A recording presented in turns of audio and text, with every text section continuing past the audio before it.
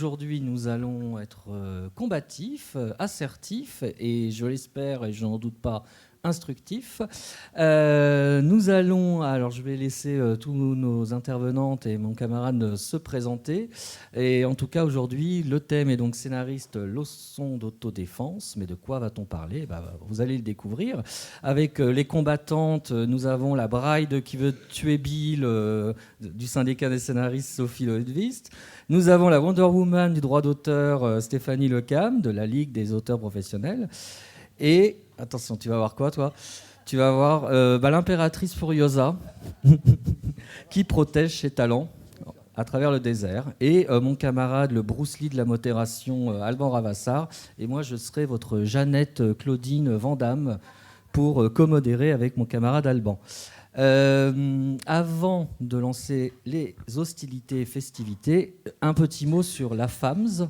Donc, c'est une fédération qui rassemble plusieurs associations professionnelles de scénaristes, qui a été active en tant qu'association de 2019 à 2025, qui a clos ses activités culturelles et associatives, mais qui reste une bannière ouverte pour que les 15 associations professionnelles et autres associations intéressées plus tard puissent continuer de discuter entre elles.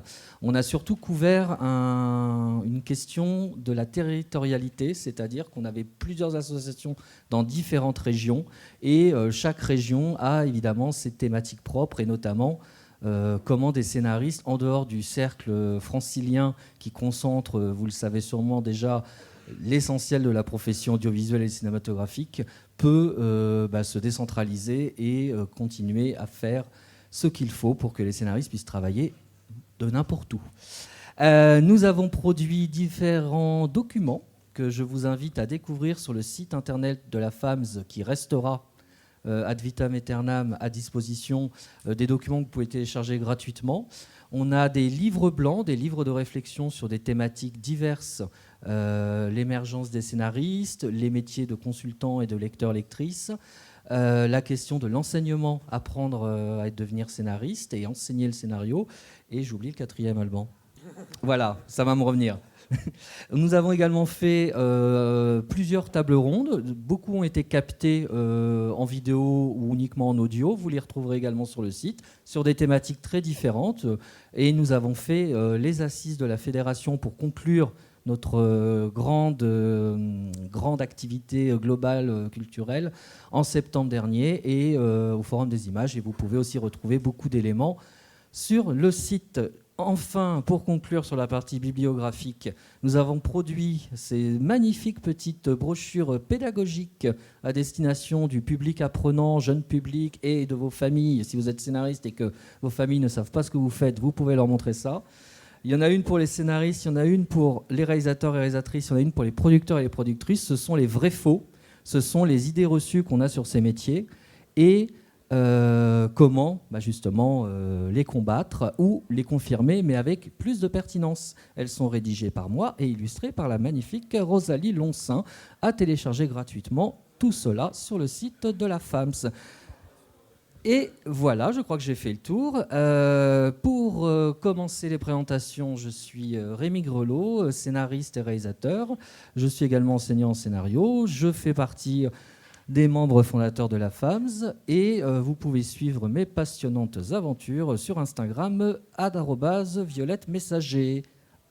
À toi, cher Alban. Bonjour à toutes et à tous. Moi, je suis Alban Ravassar. Je suis scénariste, réalisateur, enseignant en réalisation, moi, pour le coup, et créateur d'un podcast réel sur la réalisation et la mise en scène. Et membre fondateur de la FAMS, c'est aussi du syndicat des scénaristes, dont on reparlera avec Sophie tout à l'heure. Je passe la parole à Solène. Bonjour, donc moi je m'appelle Solène Edouard, je suis agente artistique, je suis juriste de formation, j'ai eu un parcours un peu compliqué pour arriver jusqu'à agente artistique. Je suis fondatrice d'une agence qui s'appelle SE Talent Management, et on représente essentiellement des auteurs émergents, émergentes. Et je suis accompagnée dans l'agence par Marie Closier, qui est également ici. Bonjour à toutes et tous, je m'appelle Stéphanie Lecam, je suis maître de conférence à l'université Rennes 2, spécialiste de droit d'auteur et de statut, ou plutôt d'absence de statut des artistes, auteurs et autrices. Et par ailleurs, je dirige un syndicat d'auteurs et autrices du livre, qui est la Ligue des auteurs professionnels, voilà, depuis 5 ans. Bonjour, donc moi je suis Sophie Ledwitz, je suis scénariste depuis 2008. J'écris particulièrement pour l'animation, pour la télé, mais pas seulement, du long métrage aussi. Et donc je suis invitée là en tant que membre du syndicat des scénaristes et membre fondateur du syndicat. On va maintenant rentrer dans le vif du sujet. Donc on parle de leçons d'autodéfense. Donc avant de vous apprendre les claquettes ninja verbales qui permettent de mettre les producteurs à terre, on va revenir aux bases, c'est-à-dire c'est quoi un scénariste, c'est quoi un auteur au sens large, parce qu'on parlait aussi du livre. Et donc ça pose fondamentalement la question du statut, que ce soit social, juridique. Et donc je vais commencer, je vais faire court, mais effectivement être scénariste, c'est être auteur. Et la notion d'auteur, elle renvoie d'abord au code de la propriété intellectuelle. Donc être auteur, c'est être à l'origine d'une création qui est une œuvre de l'esprit. Tout ça est très romantique, c'est important qu'on se mette un peu dans l'ambiance, parce que je pense que c'est ce qui justifie aujourd'hui qu'on a du mal à reconnaître une protection à la hauteur des enjeux pour les scénaristes, c'est qu'on les conçoit comme des génies, je dis souvent, au service de l'élévation du fonds commun des connaissances. Donc, vous voyez, on est entouré de génies aujourd'hui, et je pense que ça vous fait tous énormément de bien d'être dans cette salle. La question, c'est est-ce que le génie remplit le frigo ? La réponse, on va le voir, elle n'est pas si évidente. Alors, être auteur, c'est être titulaire de droits de propriété intellectuelle, on y reviendra. Et être scénariste, c'est parfois aussi être artiste-auteur. Et artiste-auteur, c'est une notion qui renvoie cette fois au code de la sécurité sociale. Et là, ça s'approche au régime social. C'est-à-dire, on peut être salarié. Eh bien, un scénariste, globalement, généralement, est artiste-auteur. C'est-à-dire qu'il est un artiste-auteur indépendant, rattaché à un régime social spécifique, dont on aura l'occasion de présenter aussi les principaux traits. Et souvent, ça fait de lui un indépendant. Donc, il est un peu bloqué, comme ça, entre deux branches du droit. L'une qui le voit comme un génie qui n'a pas besoin de remplir son frigo, et l'autre qui le voit comme un être qui a besoin d'une protection sociale, mais malheureusement, qui n'est absolument pas finalisée et encore incomplète. Oui, Stéphanie, justement, je lis dans cette très belle brochure que les scénaristes ne sont pas des intermittents du spectacle. Tu peux nous expliquer la différence pour que tout le monde soit bien... Oui, c'est important. Alors évidemment, on parle d'un régime qui va nous permettre, quand on est intermittent du spectacle, d'être rattaché à... en tout cas, de bénéficier de l'allocation chômage, ce qui n'est pas le cas pour l'instant. Je dis pour l'instant parce qu'il faut être optimiste et que 2025, c'est fini sur un rejet d'un texte ô combien fondateur, mais qui peut-être sera mis au vote en 2026 et nous permettra de considérer les artistes auteurs de la même façon que beaucoup de salariés, c'est-à-dire avoir le droit d'être rattachés au régime chômage, en quelque sorte. Là, les scénaristes sont vraiment des indépendants. Alors, ça veut dire que concrètement, leur régime est façonné par d'abord des relations individuelles. Le scénariste va signer des contrats, on va y revenir, et c'est par ces contrats qu'il va pouvoir organiser la cession de ses droits, et en contrepartie de quoi il devrait normalement toucher des rémunérations appropriées et proportionnelles. On va y revenir. Il y a un autre aspect qui est la protection sociale. La protection sociale, c'est un deuxième axe dans ce statut. C'est qu'effectivement, en tant qu'artiste-auteur, il est rattaché à un régime qui est lui-même associé au régime général. C'est-à-dire que les scénaristes sont en quelque sorte, fictivement, assimilés à des salariés pour leur protection sociale, sauf qu'elle n'est pas complète puisqu'il n'y a justement pas de protection pour le chômage et il n'y a pas non plus de protection pour les accidents du travail et les maladies professionnelles. Ça sera important d'y revenir.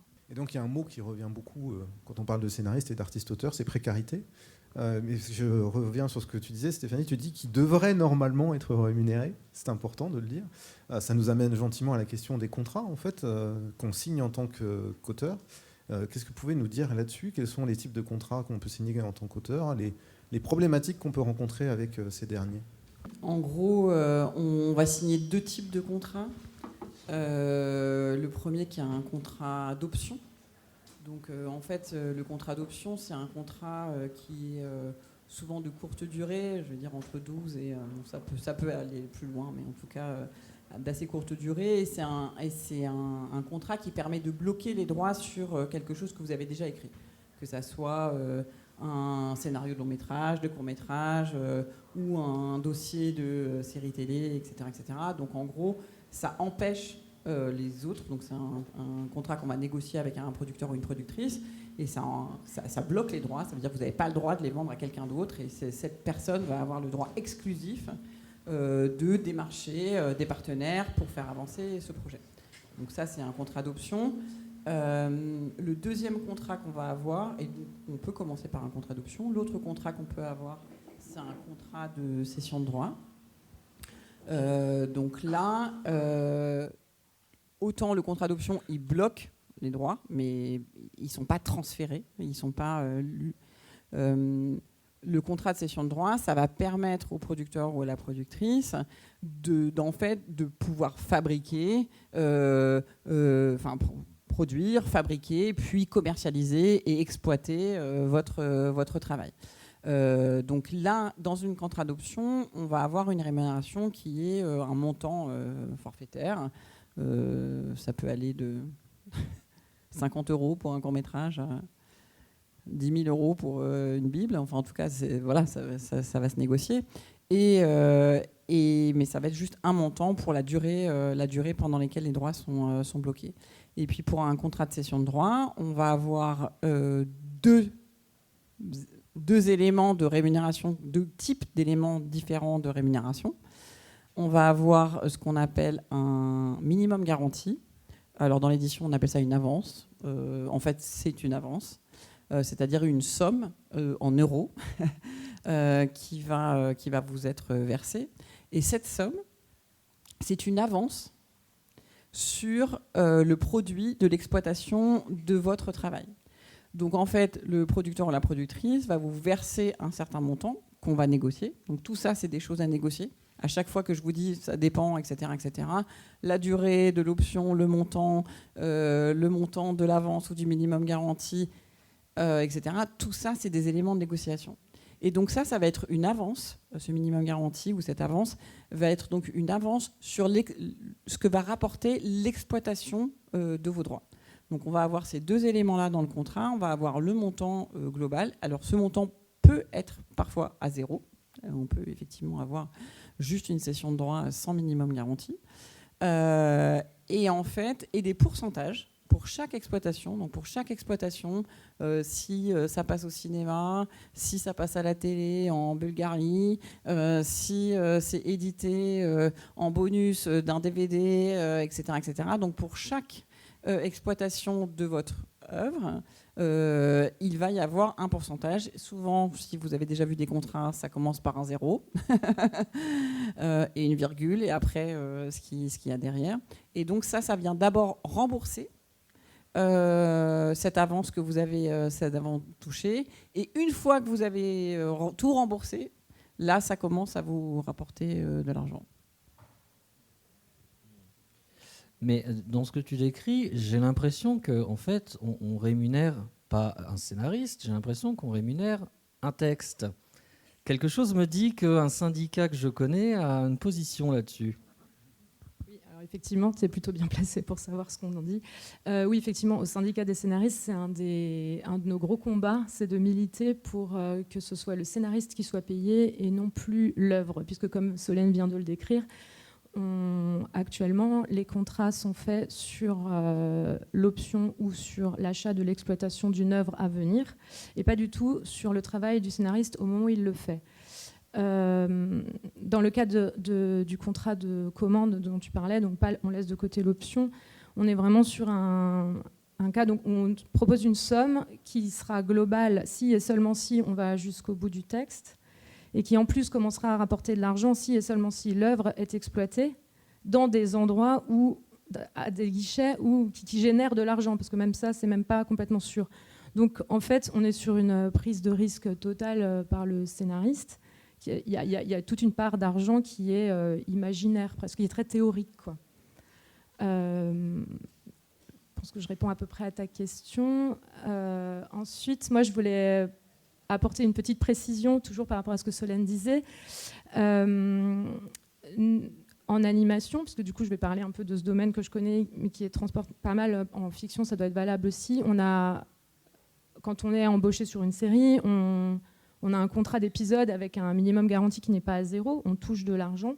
Si on va jusqu'au bout de l'épisode, on touche l'intégralité de ce qui a été promis au début. Mais les fameuses RNPP dont parlait Solène sont bien souvent à 0, alors même que nos épisodes sont multidiffusés dans le monde entier. C'est-à-dire que depuis quelques années, nous, on reçoit les producteurs ont l'obligation de nous envoyer des papiers qui font le récap, en gros, de tel épisode que vous avez écrit en... Ouais, les rééditions de compte, merci, ça ne me venait pas. Tel épisode que vous avez écrit en 2012 a été diffusé là, mais comme on vous avait déjà donné 2600 €, eh bien, vous nous devez encore 2437 et peut-être que dans 25 ans, vous aurez une somme, quoi. Et donc ça, maintenant, on les reçoit, pas de tous les producteurs malgré l'obligation, mais moi, je reçois de quelques producteurs ces papiers qui, en plus, souvent, c'est des petites liasses, parce qu'ils mettent, je sais pas, il y a plein de lignes, et la conclusion, c'est toujours, on vous doit 0. C'est vrai que ce sont des travailleurs. Là, vous m'entendez de toute façon, c'est bon. Ce sont des travailleurs. C'est quand même les artistes-auteurs sont les seuls travailleurs qui bossent à débit. C'est-à-dire qu'ils reçoivent une somme d'argent qui, juridiquement, n'est ni plus ni moins qu'une dette que l'on contracte. Alors évidemment, quand on dit ça en concertation collective, ils nous disent mais n'importe quoi, jamais il nous viendrait l'idée d'aller vous demander de nous rembourser la somme qui ne serait pas complètement amortie. Alors c'est vrai qu'en pratique, il n'y a pas de demande de remboursement, mais techniquement, quand on reçoit nos redditions de compte, la somme apparaît en négatif et on doit encore de l'argent. Et tant qu'il n'y a pas eu suffisamment d'amortissement, on est débiteur. Ça, c'est quand même important de le rappeler. Alors après, juste une précision, dans les contrats en audiovisuel, maintenant, quand il y a une commande, on a une obligation qu'il y ait une partie qui ne soit pas à rembourser. Donc il y a au minimum 30% qu'on appelle une prime de commande ou une prime d'inédit, où là, effectivement, on rémunère toujours l'œuvre, mais en tout cas, on ne vous demande pas de rembourser 100%, mais juste 70%. C'est déjà bien. Deux choses. Pour revenir sur les contrats, puisque tu dis, Solène, que tout est négociable. Bon, on voit très bien que tout de suite, il y a un rapport de force qui n'est pas forcément égal. J'aimerais bien qu'on évoque ça, mais surtout, pour entrer dans le concret, quel intérêt est-ce qu'on a ? Est-ce qu'on doit négocier un gros minimum garanti en se disant que c'est super, j'aurai ça, même si l'œuvre n'est pas créée et exploitée ? Ou est-ce qu'au contraire, il vaut mieux ne pas le faire pour se baser sur l'indexation et l'exploitation plus tard ? Pourquoi choisir ? J'ai un peu envie de dire. Voilà, pourquoi ne pas avoir les deux ? C'est assez intéressant parce que justement, moi je trouve que c'est vraiment passionnant de faire les maths, quoi. En fait, nous beaucoup, en tout cas quand moi je reçois des propositions contractuelles, on fait les calculs. On fait les calculs et on dit mais avec ces rémunérations proportionnelles là, à 0,0 quoi que ce soit, en fait. Il faudrait, si on prend par exemple l'exemple du cinéma, parce que ça va être plusieurs parlants, on dit il faut faire genre 4 millions d'entrées, en fait. Et donc là, vous êtes en train de nous donner des rémunérations qui vont faire qu'on n'aura pas du tout, on sait qu'on ne verra jamais la couleur de ces montants-là. Donc j'ai un peu envie de dire, effectivement, si on a du mal, et ça fait partie de la négociation, évidemment, en tout cas...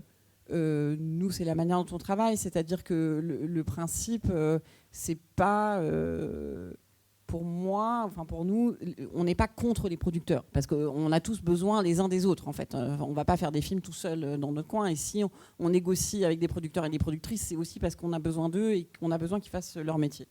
Donc l'idée, c'est d'aller trouver ce point d'équilibre. Donc c'est pas forcément de dire voilà, on n'a pas besoin des gens. Donc c'est de trouver ce point d'équilibre, et dans ce point d'équilibre, si on est avec une boîte de production qui commence, qui n'a pas de fonds de soutien, qui a très peu de fonds, etc., on peut accepter à un moment donné de prendre des risques tous ensemble.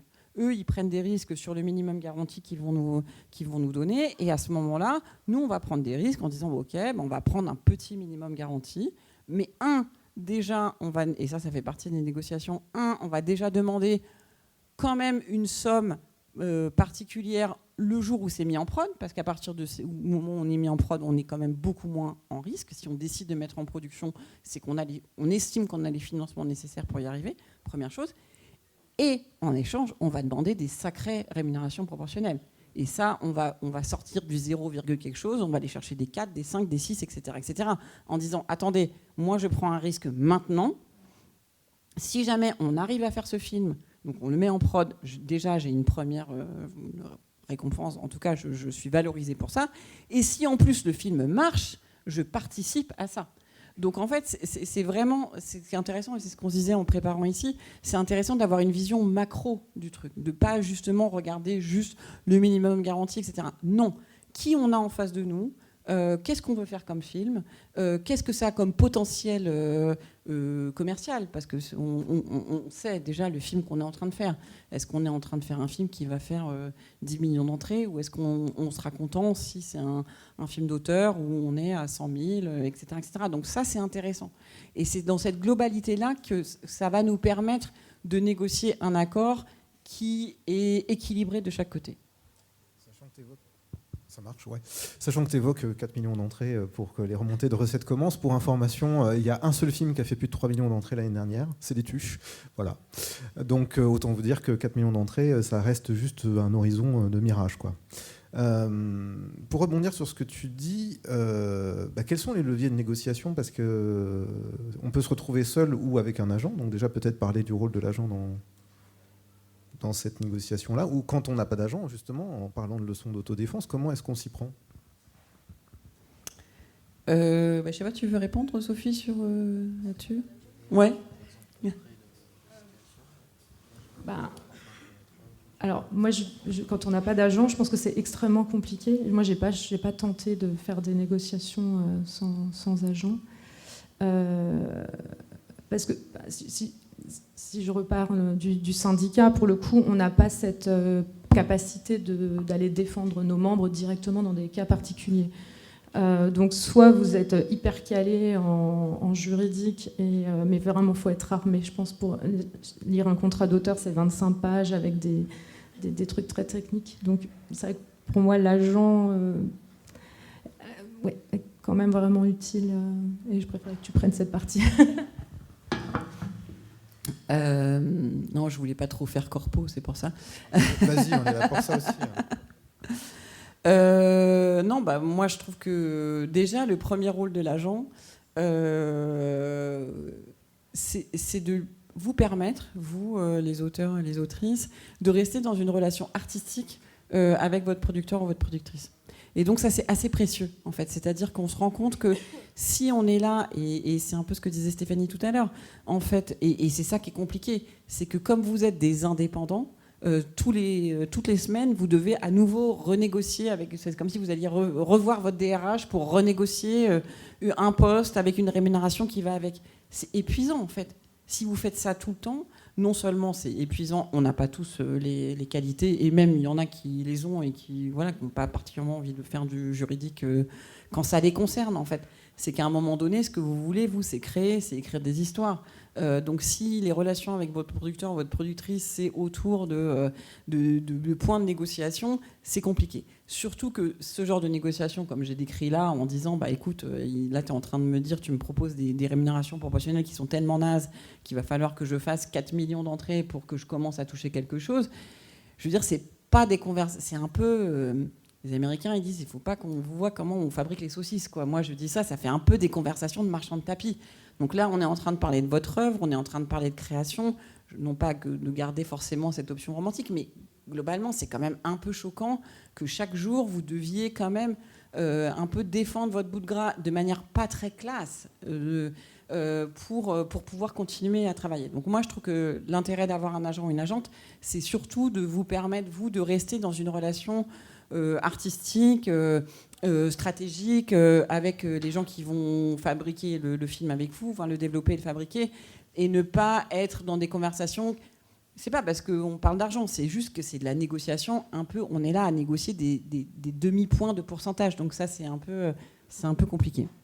Après, l'autre chose sur laquelle je trouve ça intéressant d'avoir un agent, c'est d'avoir une vision un peu globale.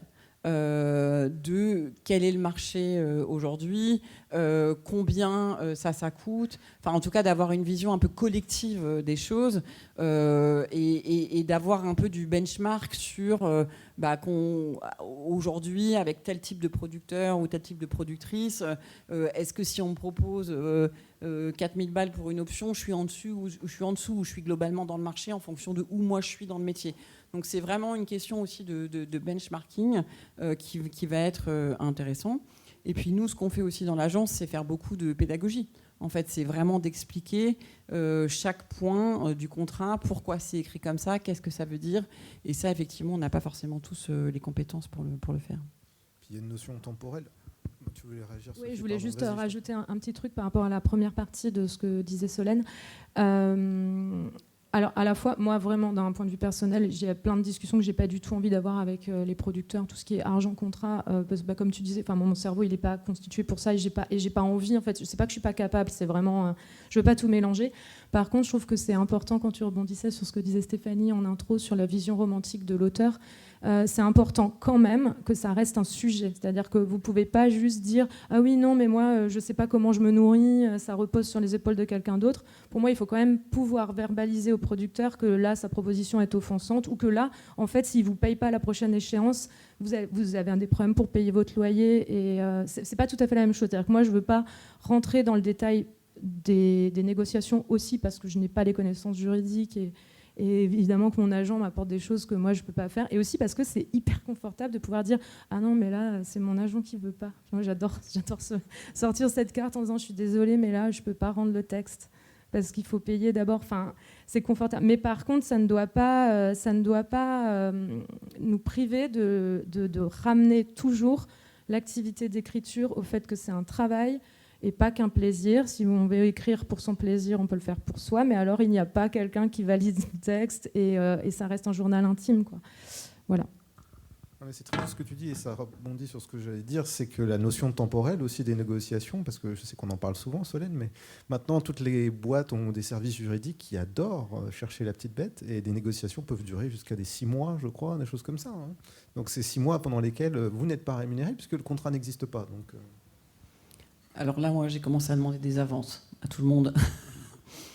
C'est de pire en pire, en fait. C'est de pire en pire, notamment dans l'audiovisuel, où on a maintenant vraiment des studios, en gros, et toutes les boîtes sont, en gros, dans 3 ou 4 endroits, 4, globalement. Et donc, on a des services juridiques qui vont tout centraliser, et c'est impossible. C'est impossible. Là, moi, j'ai un projet qui part en chaîne aujourd'hui. Je n'ai pas de contrat. Je n'ai jamais vu les contrats. On ne m'a même. C'est pas qu'on n'a pas signé. C'est que je n'ai même pas vu une première version. Je me suis vraiment énervée la semaine dernière et j'ai eu de nouvelles de personne. Voilà. Après, c'est une grosse chaîne, c'est un gros projet, donc pour l'instant, on a fonctionné avec des avances, mais c'est globalement pas comme ça que ça devrait fonctionner. Voilà. Non. Non. Là, on est vraiment. Et donc, moi, l'auteur en question a râlé. Moi, j'ai vraiment hurlé dans mon téléphone. Mais on est face à des services juridiques qui, effectivement, sont tellement centralisés qu'on doit être la priorité numéro 50. Donc, on se retrouve dans des situations qui, légalement, ne vont pas.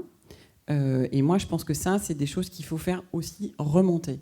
Donc, il y a le rôle des agents, clairement, mais pour moi, et c'est pour ça que je suis aussi là à cette table ronde, il y a le rôle des syndicats.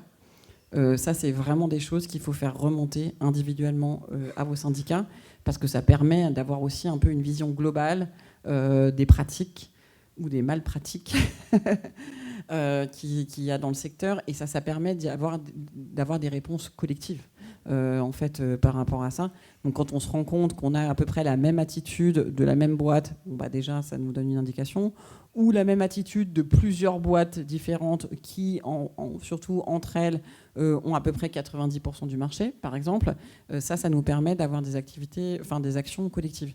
Donc moi, ce qui me semble vraiment important sur cette question de la temporalité, c'est évidemment de travailler sur ces questions individuellement, comme le disait Sophie, de dire non mais là moi il faut que je paye mon loyer en fait, donc là je suis dans la merde, que nous les agents on le dise de manière un peu plus vive et ferme, quitte à dire on rend pas les textes, ou on envoie des recommandés en disant aux diffuseurs en disant que vous n'avez pas les textes. Donc on a des moyens de pression pour le faire. Mais je pense sincèrement que ce qui est aussi important, c'est l'action collective au sein des syndicats, de faire ressortir ces pratiques et donc de les faire remonter à chaque fois que ça se passe.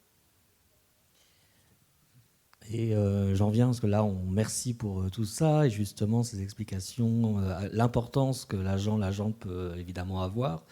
Le paysage est comme ça assez impressionnant. Pour les émergents, les émergentes, les personnes qui sont en début de carrière, qui ne vont pas encore avoir d'agent ou d'agente, quoi faire? Du coup, ça a l'air un peu désarmant comme ça. Justement, tu commençais à répondre, c'est que il y a forcément la question de sortir du romantisme de l'auteur, l'autrice isolée dans sa tour d'ivoire inspirante et de commencer à réfléchir en termes de solidarité et de partage des compétences et des connaissances. Et justement, qu'est-ce qu'on peut faire quand on n'a pas encore d'agent, d'agente pour trouver des informations juridiques et trouver aussi une forme de solidarité avec des pairs, P-A-I-R-S. Et est-ce que justement, moi je sais qu'au sein d'un syndicat, on peut échanger des informations pratiques. Je sais qu'il est possible peut-être pour des scénaristes, s'ils en ont les moyens, d'aller voir un avocat. Est-ce que vous pouvez un peu approfondir ces pistes pour justement, où est-ce qu'on glane un peu ses propres infos pour quand on se retrouve devant un prod, à défaut d'avoir la force de pouvoir négocier, au moins de savoir à quel moment on se fait peut-être abuser. Question ouverte. Ouais. Oui, du coup, le premier point de l'autodéfense des scénaristes, je pense qu'effectivement, ça c'est sûr, ça passe par du collectif, rencontrer ses pairs, comme tu le dis, discuter avec eux. Et alors, une fois que vous rentrez dans cette démarche, que vous cherchez à rencontrer d'autres scénaristes, vous allez avoir le choix entre plusieurs associations ou syndicats qui sont plus ou moins capés ou équipés de manière différente. Du coup, je vous inviterai à bien regarder les projets et les valeurs de chaque organisme. Nous, par exemple, du coup, pour parler de celle que je connais le mieux actuellement, donc au syndicat des scénaristes, on a un truc très fort, c'est de la valeur de transmission et de transparence, c'est-à-dire que tous les membres ont accès au même serveur Discord où tout est discuté. Et du coup, sur ce Discord, vous avez à la fois des auteurs qui travaillent depuis très longtemps, qui sont syndiqués depuis très longtemps, qui ont des connaissances juridiques que quelqu'un qui arrive n'a pas. Mais on part vraiment du principe, et c'est répété tout le temps, qu'il n'y a pas de question bête, qu'il n'y a pas de question à laquelle on a déjà répondu et à laquelle on ne répond plus. On répète. Et c'est en répétant comme ça qu'on se forme tous. Et ça, franchement, c'est hyper précieux. Mais quel que soit, je pense, le niveau d'expérience qu'on a chacun, on apprend vraiment. Et effectivement, on partage des expériences. Parfois, rien que dire « Ah ben moi aussi », enfin, c'est les fameux MeToo, ça fait du bien. Et aussi émergent des débuts de solutions. Et je sais qu'on en parlera plus tard, mais c'est de cet engagement...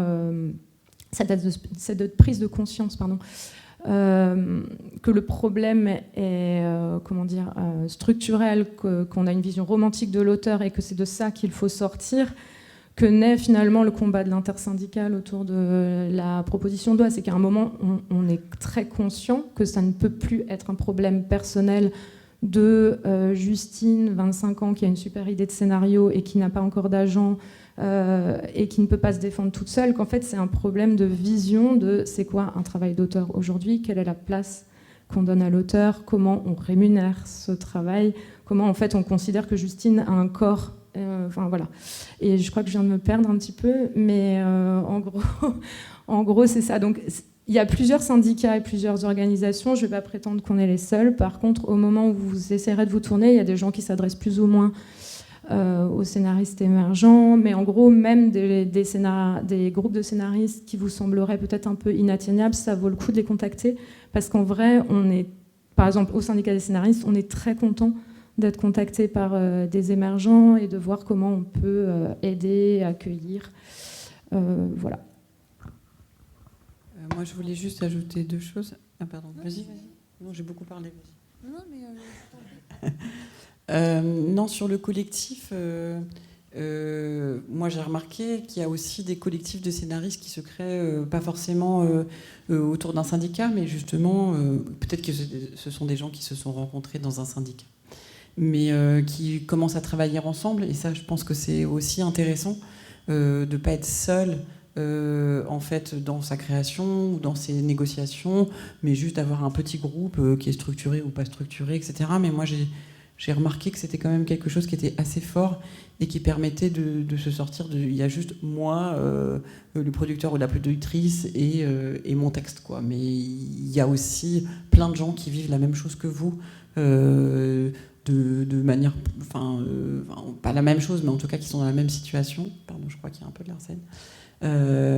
C'est la meilleure une situation assez similaire et qui peuvent vous accompagner. C'était la première chose que je voulais ajouter. La deuxième chose, c'est que pour moi, je repars sur les contrats et si on n'a pas d'agent, pour moi, il y a des contrats, il faut effectivement les faire soit avec un agent, soit avec un avocat. Ce sont les contrats de cession de droit pour les longs métrages et les contrats de cession de droit pour une série télé. Voilà. Le reste, j'ai un peu envie de dire, c'est pas que c'est pas grave, mais les contrats d'option, on peut toujours attendre que l'option tombe, on sait de rien, on s'est mis d'accord sur rien, on peut toujours, on s'est mis d'accord sur un montant, etc. Mais c'est pas très, en tout cas, mais par contre, une bible de série, vraiment, ne signez jamais une bible de série sans être accompagné professionnellement par quelqu'un. C'est trop important. C'est tout l'avenir de la série qui est là-dedans. Vous pouvez signer une option sur cette série, il n'y a pas de problème, en ayant des conseils à droite et à gauche. Mais s'il vous plaît, ne signez pas une bible de série comme ça, sans être accompagné. Ça, c'est vraiment important. Oui, parce que c'est vrai que ces dernières années, il y a un intérêt croissant pour la série et il y a beaucoup de formations avec des jeunes auteurs et autrices qui sont un peu guettés à la sortie, etc. Et comme une des informations qui est souvent le plus demandée par les émergents et les émergentes, c'est oui, mais c'est combien une option ? C'est combien de sessions de droit ? C'est combien pour tel ou tel format ? Information compliquée à obtenir parce que d'un scénariste à l'autre, on ne va pas forcément avoir les mêmes réponses en fonction de qui produit, du niveau de carrière de la personne. Mais effectivement, là où il y a un abus, c'est de profiter de l'empressement du scénariste à vouloir signer et se professionnaliser et espérer que son projet se fasse pour, comme tu dis, aller trop vite et signer un contrat de mort, puisqu'une fois que c'est signé, c'est la mort, quoi, c'est fichu. On a ça dans tous les secteurs de la création. C'est-à-dire que quand on est émergent, nécessairement, on peut aussi, si on n'est pas dans une stature professionnelle, venir participer sans le vouloir à une dégradation des conditions de travail parce qu'on va négocier un mauvais contrat et que finalement, on va accepter des conditions que la profession n'aurait absolument pas acceptées. Alors ça va peut-être faire très bateau ce que je vais dire, mais je crois que ça implique nécessairement, et je reviens sur ce que tu disais tout à l'heure Sophie, c'est peut-être qu'on n'aime pas faire sa compta, peut-être que le fait de lire un contrat de 25 pages, c'est pas le truc le plus séduisant dans l'opération création, et ben pour autant il faut le faire, c'est-à-dire qu'il faut lire son contrat, il faut essayer de se déterminer sa propre feuille de route. Comment est-ce qu'on se détermine une feuille de route ? On se pose 2 minutes, enfin même un peu plus en réalité, mais on prend du temps de savoir quelles sont nos exigences minimum. C'est quand même important de se poser la question de savoir combien de temps on va vouloir investir de l'énergie sur ce projet, à partir de combien au minimum on est OK pour le faire. Donc il y a vraiment une réflexion à mener sur sa propre feuille de route et il y a aussi une réflexion à mener sur la feuille de route de son co-contractant. C'est-à-dire que ça implique nécessairement d'avoir une bonne connaissance de l'écosystème dans lequel on va évoluer pour simplement se dire mais en fait là je suis en train de négocier quelque chose, j'ai l'impression que je demande l'impossible alors qu'en fait non, en réalité c'est complètement normal d'exiger au minimum ça. Déjà si on part de ce principe de base qu'on n'est pas face à un contrat d'adhésion mais on est face à un contrat que l'on peut négocier, c'est déjà une victoire. C'est déjà une victoire. Alors après, oui, on peut se syndiquer. En fait, moi, j'ai envie de vous dire, il faut se syndiquer, point barre, dans la mesure où ce sont des métiers qui sont hyper précaires, dans un écosystème qui est structuré autour justement de cette précarité endémique, qu'on compte sur votre faiblesse pour pouvoir justement vous imposer des conditions de contrat de merde. Et donc, nécessairement, si vous n'êtes pas dans un collectif, ça va être compliqué de vous en sortir. Ça, c'est le point de départ. Et franchement, je pense qu'on peut arriver à ça. Je veux dire, c'est très négatif, mais c'est une réalité. Après, si on n'a pas envie de se syndiquer, il y a peut-être des groupes qui existent, effectivement. Moi, je me souviens, alors ça fait très boomeuse de parler de Facebook, mais je me souviens d'un groupe qui s'appelait MDA AGSA, j'y comprends que dalle. Et donc, c'est vraiment, mais ça reste actuellement, encore une fois, la page de référence pour tous les artistes auteuristes qui ont besoin d'avoir un renseignement sur la sécurité sociale. Et donc, c'est juste une interprofession désorganisée, et finalement c'est de là qu'est parti un peu l'intersyndicale, donc pour dire qu'il y a des collectifs un peu, il faut juste les identifier. Et pour donner peut-être une clé de compréhension parmi toutes ces organisations de scénaristes qu'il existe, regardez simplement celles, alors il n'y en a pas beaucoup, elles ne sont pas au pluriel, mais qui revendiquent simplement la protection du travail de création en tant que tel, qui serait payé de façon à justement le décorréler de l'exploitation des œuvres. C'est déjà un sacré bond en avant. Et puis regardez peut-être les organisations qui défendent la PPL quantité de revenus. C'est a priori des bons indices d'organisations qui fonctionnent bien. Voilà. Donc merci. Je récapitule. Si on vous propose, dans le cadre des très gros contrats qui engagent des énormes enjeux artistiques et commerciaux, donc long métrage cinéma, bible de série, si on vous promet monts et merveilles et qu'on vous empresse de signer un contrat, on ne se presse pas. On glane les infos juridiques, on essaie de trouver un agent, on demande à son syndicat, à son asso, et on prend son temps. En fait, le producteur ou productrice vous fera toujours miroiter que oui, mais il y a un calendrier, il faut qu'on aille vite, machin. Prenez le temps de la négoce. Exactement ce que vous avez expliqué. Par ailleurs, j'ajoute un petit truc, ne pas oublier que les aides, les bourses, les aides du CNC à l'écriture destinées aux auteurs, aux scénaristes, ne sont pas des compensations salariales. Ce ne sont pas des trucs qui remplacent ce qu'on vous doit quand vous avez un contrat. On me censure. Je voulais juste rajouter quelque chose, parce qu'on parle de beaucoup de choses négatives, mais je pense qu'on a une responsabilité collective en tant qu'auteur aujourd'hui. Aussi de sortir d'un storytelling qu'on s'impose à nous-mêmes aussi de posture sacrificielle. Il faut qu'on sorte de ce modèle-là. On raconte des histoires, mais il faut qu'on arrête de s'en raconter à nous-mêmes aussi. C'est-à-dire qu'aujourd'hui, il faut qu'on revendique que c'est un travail, qu'un travail, ça doit être rémunéré, que derrière, il y a une personne, il n'y a pas une entité fantasmatique qui n'existe pas, derrière un clavier, le texte s'écrit tout seul, c'est magique. Et ça, il faut le revendiquer, c'est-à-dire qu'il faut en parler autour de nous. On parlait des brochures, de la famille, de tout ça, mais ça passe aussi par la vision qu'a le grand public de notre métier, puisque, comme vous pouvez le voir, il est assez invisibilisé. C'est très récent de voir des noms de scénaristes sur les affiches, c'est même très rare encore aujourd'hui. Il y a eu, il y a quelques années, ils sont apparus sur Allociné un peu par miracle. Pas que miracle, en fait. Il y a des assos qui ont un peu poussé à ça. Mais c'est encore insuffisant. C'est-à-dire que quand on dit qu'on est scénariste, personne ne sait exactement en quoi ça consiste, etc. Et je voulais donc dire tout ça pour déjà dire qu'on a une implication à jouer là-dedans et qu'il faut qu'on en parle entre nous, mais aussi autour de nous. Mais aussi sur la question du corps que vous avez abordée, qui est très importante. C'est Sophie, toi qui en parlais. Que cette notion-là, il ne faut pas oublier que oui, nous sommes un corps, et comme tu le disais aussi Stéphanie, il n'y a pas aujourd'hui d'accident du travail pour les scénaristes, il n'y a pas d'arrêt maladie, mais il ne faut pas oublier que nous sommes des personnes, et qu'est-ce qu'on peut éventuellement faire à notre échelle pour remédier à ça aujourd'hui ? Il n'y a pas de corps B. La protection du corps, tu veux dire, en tant que tel ? C'est vrai que ça relève quand même... C'est complexe, en fait, quand on y pense. Vous n'êtes pas protégé en tant que corps professionnel. Voilà. Parce qu'on a estimé à un moment donné que dans toutes les protections sociales qui avaient d'habitude données aux salariés, vous n'aviez pas besoin d'être protégé contre les maladies professionnelles ou contre les accidents du travail. Bon. Alors, il y a des assurances privées qui existent, mais je veux dire, c'est même pas une solution réjouissante, puisque ça implique nécessairement d'aller... créer un droit de façon subjective, alors que normalement, il devrait être reconnu collectivement, ce droit à la protection la plus élémentaire de son corps, en fait. Comment est-ce qu'on peut faire ? Peut-être on négocie individuellement, je ne sais pas si c'est possible d'avoir des techniques en plus dans le...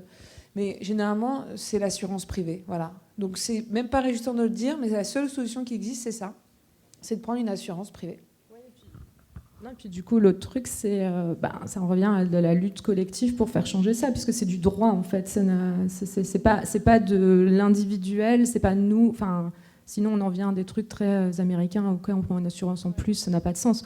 Non, c'est là où c'est important de vous rapprocher de collectifs qui se battent pour que ce soit un nouveau droit social qui soit attaché à notre catégorie d'artistes-auteurs, quoi. Donc vous voulez dire que si par exemple TF1 me propose d'écrire un épisode, une commande sur une série existante, et qui me convoque une journée pour faire un brainstorming avec une directrice de collection et d'autres scénaristes, si je me casse la binette dans l'escalier chez TF1, je n'ai que mon contrat de cession de droit sur l'épisode que je vais écrire, donc je ne suis pas protégé à ce moment-là. Tu n'es pas protégé quand tu te casses la binette chez TF1. Donc, pour me protéger, je m'entoure de trucs de protection et je fais attention où je marche, quoi. J'ai un peu envie de dire c'est presque pire. Parce que si tu te casses la binette chez TF1 et que tu te casses les 2 poignets et que tu ne peux plus écrire, en fait, tu n'as même plus ton contrat. Tu es remplacé. ChatGPT. Non, pas ChatGPT. Voilà. Donc, parce que dans les contrats justement de commande d'audiovisuel, si tu es dans l'incapacité de faire ton travail dans les délais qui ont été décidés, tu es remplacé. Donc là, non seulement tu n'as pas de protection d'accident du travail, mais en plus, tu as perdu ton contrat. Ouais. Et alors, vous parlez du corps. Pardon, vas-y, Sophie. Je ne sais pas, peut-être que c'est là-dessus que tu vas vouloir enchaîner, mais du coup, ce que tu viens de dire, le mot m'échappe. Mais les gens qui craignent qu'en nous donnant un nouveau droit social, ont souvent peur qu'on se retrouve subordonné. Oui. Alors que ce que tu viens de décrire, c'est genre le pire truc de subordination qu'on puisse avoir. Et bref, du coup, c'était. Je sais pas si c'est là-dessus que tu voulais enchaîner. Non, c'est pas là-dessus que je voulais enchaîner, mais on va y revenir justement sur le sentiment de subordination supposé. Non, je voulais faire un petit aparté, puisqu'on est sur le corps, sur la question des VHMSS. À savoir aussi que cette précarité des auteurs et des autrices favorise aussi le fait d'avoir ces leviers de négociation complètement flous et d'être complètement à la merci, notamment en début de carrière, en jeunesse de carrière, en émergence, d'être à la merci aussi d'abus humains au-delà du contrat. Et évidemment, je pense que malheureusement, si vous demandez à plein de jeunes, alors je vais dire femmes parce que c'est majoritairement des femmes, plein de jeunes femmes scénaristes, etc., qui se sont retrouvées à discuter avec des prods, etc., vous pouvez rapidement entendre des témoignages assez inquiétants. Et malheureusement, c'est pareil, il y a très peu de réponses. Il y a Audience qui a mis un numéro d'information et d'aide depuis seulement, je crois, 4 ans, quelque chose comme ça, à la destination des intermittents de spectacle et des artistes-auteurs. Donc vous pouvez le trouver facilement sur Internet. C'est déjà une bonne chose. Et par contre, c'est vrai que le chantier est encore ouvert, puisque même l'intersyndicale commence un chantier de réflexion sur justement la spécificité des artistes-auteurs par rapport à cette question-là. Et on peut peut-être en parler d'un point de vue du droit très rapidement. En fait, quand on est en entreprise employée, il y a des dispositions, et quand on est artiste-auteur, qu'est-ce qu'on a ? En fait, tout ce qui est relatif aux luttes contre les VSS, il y a évidemment un pan pénal qui fait qu'on est toutes et tous protégés par le code pénal, quel que soit son statut professionnel. Ça, c'est un point qu'il faut quand même rappeler, c'est qu'on n'est pas non plus non protégé. Il reste quand même les mécaniques du droit pénal, mais qui ne sont pas forcément faciles à actionner parce que ça implique de porter plainte, parce qu'on se lance dans un process qui est complètement différent. C'est celui de la responsabilité pénale, qui implique de procéder à la punition de l'auteur des faits et en tant que victime d'obtenir un dédommagement de ses préjudices subis. Bon. Quand on est un salarié de droit commun, on est rattaché au droit du travail. Et en plus de cette responsabilité pénale qui peut tout à fait être actionnée, il y a une responsabilité, on va dire, de l'entreprise qui peut être soulevée, engagée. Parce que l'employeur a une obligation de sécurité vis-à-vis de ses salariés qui fait que si ceux-là subissent ou font subir des agissements qui seraient de nature, par exemple, à caractériser du harcèlement sexuel ou du harcèlement moral, pour prendre les dispositifs qui existent dans le Code du travail, eh bien, automatiquement, il engage sa responsabilité de plein droit. Okay ? Alors, enfin, automatiquement, c'est un petit peu changeant, mais concrètement, pour faire simple, le salarié est quand même très protégé. Quand on est un scénariste, on n'est pas salarié de l'entreprise. Donc on n'est pas à proprement parler un bénéficiaire de toutes ces dispositions juridiques.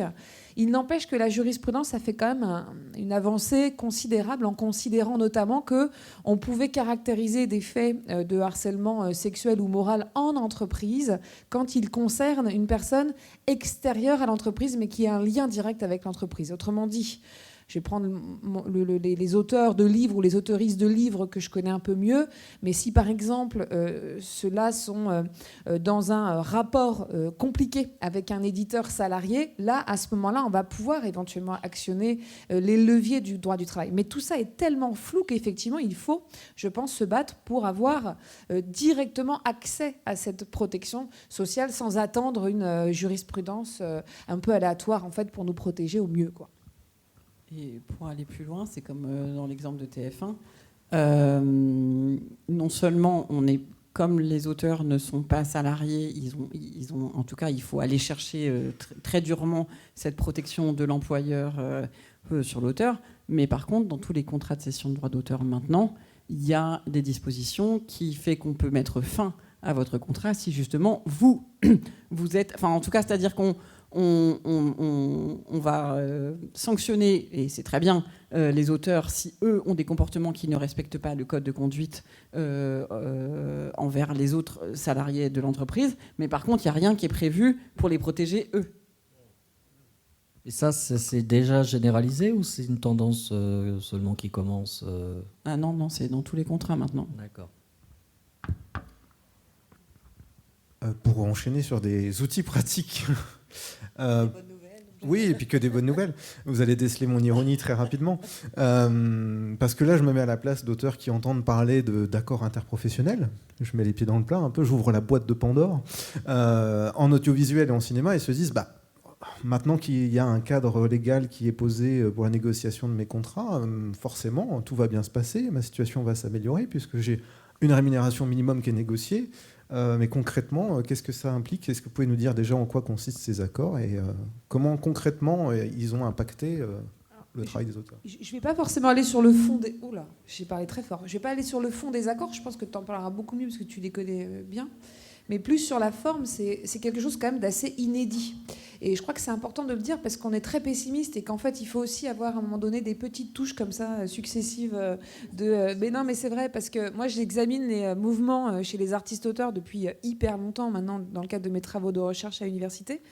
Et en fait, cette négociation collective, elle est, je sais pas, ça fait moins de 10 ans qu'on commence à négocier collectivement de meilleurs contrats pour les scénaristes et d'ailleurs pour les auteurs et autrices au sens large du terme. Donc c'est peut-être imparfait, mais ça a le mérite déjà d'exister. Ça, c'est quand même important qu'on ait ce point de départ-là, puisqu'il y a une époque, en fait, où le simple fait de négocier collectivement des contrats qui étaient normalement exécutés par des auteurs individuellement, ça n'était absolument pas pensé. Ça relève vraiment, je pense, de l'impensé pour à la fois les législateurs qui façonnent le droit d'auteur, mais aussi pour les producteurs. Enfin, je pense que... Je parle des éditeurs, moi, que je connais bien, que je connais mieux, mais honnêtement... Depuis qu'on est face à eux dans les négociations collectives, ils hallucinent parce que pour eux, le sacro-saint, ils revendiquent la liberté contractuelle, la liberté individuelle. Comme nous sommes toutes et tous des génies au service de l'élévation du fonds commun des connaissances et que nous sommes avec une autonomie de la volonté qui est acquise, vous n'avez qu'à mieux négocier vos contrats. Si vous voulez avoir plus de rémunération, ça n'a pas de sens de négocier collectivement. Donc le fait qu'elle s'invite à la table aujourd'hui, c'est intéressant. Avec la réserve que j'ai que en fait ça dépend qui est autour de la table et qui a des intérêts à cette table. Je voulais juste être optimiste 3 minutes, mais oui. Après effectivement on va aller sur le terrain. Je voulais rééquilibrer. Et... Voilà, l'espoir arrive. Oui, ceux qui négocient actuellement, bon, je vais mettre les pieds dans le plat et puis après elles compléteront. Mais effectivement, quand on regarde, c'est logique, on n'a pas un droit des relations collectives encadrées. C'est-à-dire que vous imaginez, ce sont globalement des syndiqués, souvent bénévoles, qui ne sont pas dotés de compétences juridiques, qui vont négocier face à des armées de juristes hyper formés. Bon, qui va gagner à votre avis? Attention, spoil, c'est pas les auteurs, quoi. C'est-à-dire qu'à un moment donné, moi j'ai participé à 4 ans de négociations collectives dans le secteur du livre. Pendant 4 ans, on s'est tapé, et pourtant je suis juriste, hein, enfin je veux dire, je connais ce que je négocie, quoi. Et bien même ça, si vous voulez, ça n'a pas manqué. Enfin je veux dire, on n'a pas fait avancer grandement la cause. Pourquoi? Parce que on a été trimballé dans des réunions au ministère de la Culture avec, il faut bien le dire, un ministère de la Culture... Ça veut tout dire. Voilà. Qui, de toute évidence, ça l'arrange aussi, parce que la négociation collective, il le voit comme ça. Il se dit, s'ils se mettent d'accord, je pourrais dire que c'est grâce à moi, c'est sous l'égide du ministère de la Culture que ces gens ont réussi à se mettre d'accord. Et puis s'ils n'y parviennent pas, c'est pas de ma faute, quoi. Ils n'avaient qu'à se mettre d'accord, ces auteurs et ces éditeurs, quand même, ça n'a pas de sens. Et donc nous, on fait partie du coup de la deuxième vague, c'est-à-dire qu'on a eu des accords très merdiques. Voilà. C'est enregistré, c'est ça? Donc, je rembobine un peu. Ils sont discutables, mais en fait, non, c'est pas des avancées extraordinaires, soyons clairs. Non, je suis d'accord avec toi. Par contre, c'est vrai que le point positif, c'est que ça ouvre la pratique de faire des accords. Donc, on espère qu'autour de la table, la prochaine fois, il y aura un casting plus équilibré et mieux intentionné. Oui, je pense que tu as raison, Stéphanie, de rappeler qu'au moins, maintenant, il y a un début de... Bon, c'est une anecdote qui est un peu liée, mais pas totalement. Mais moi, je me souviens, et je pense que ça existe encore, mais en animation, sur une série, on est toujours beaucoup d'auteurs. Et il y a des gens qui prennent soin de ne jamais relier les auteurs entre eux pour qu'ils ne puissent pas discuter. Il y a eu une époque où vraiment c'était ça, on recevait que des mails individuels.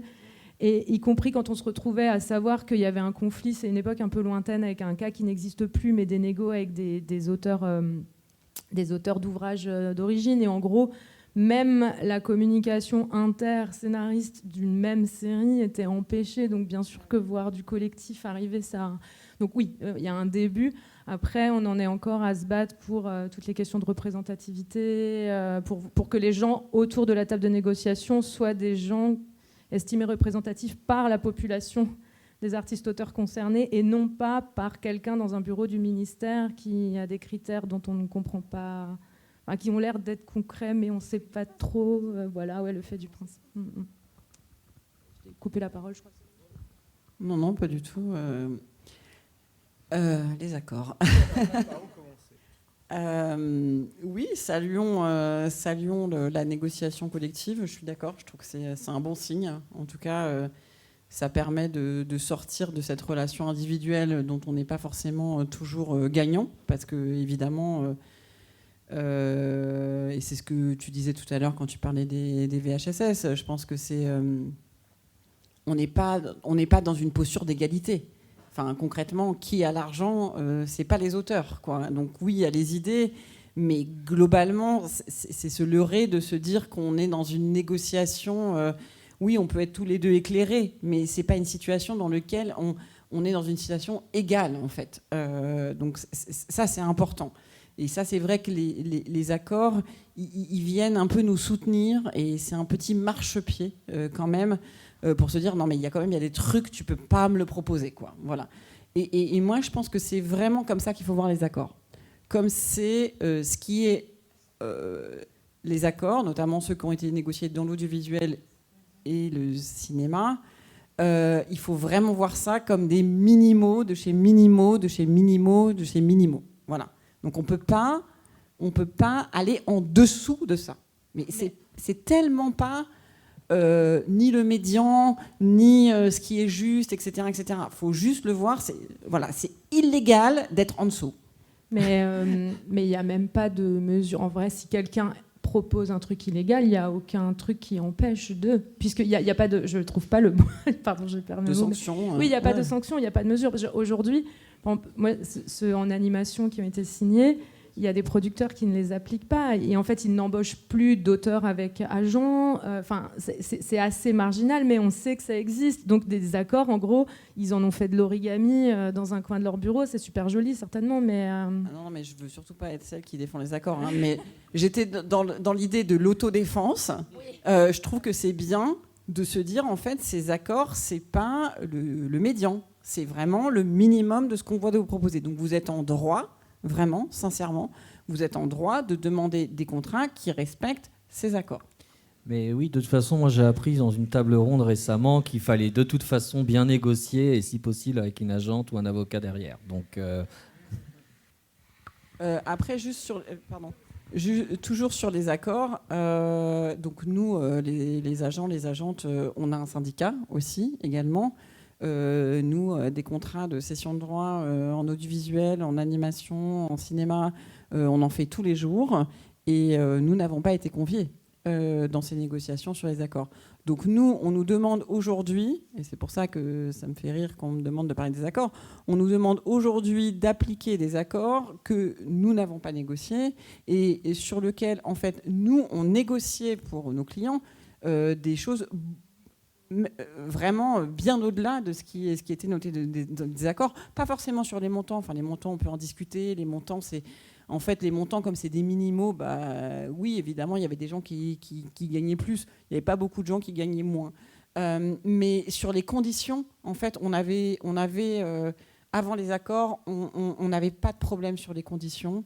Et aujourd'hui, parce que c'est dans les accords, ça a instauré des pratiques, notamment sur le nombre de textes, de versions du texte que vous pouvez rendre, qui sont insupportables, quoi. Et donc, ça a déplacé notre négociation sur des questions. C'était pas des problèmes. C'est-à-dire qu'on arrivait à se mettre d'accord. Oui, combien tu veux de versions ? 5, ok, 5, ça me semble bien. Voilà.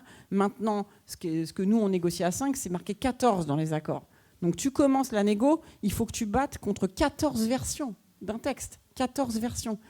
Et les gens commencent à dire « Ah oui, mais c'est dans l'accord ». Non, l'accord, c'est un max. Et donc on perd une énergie de dingue. Tout ça parce qu'on n'était pas autour de la table. Et on a essayé de rentrer par la porte et on s'est fait virer.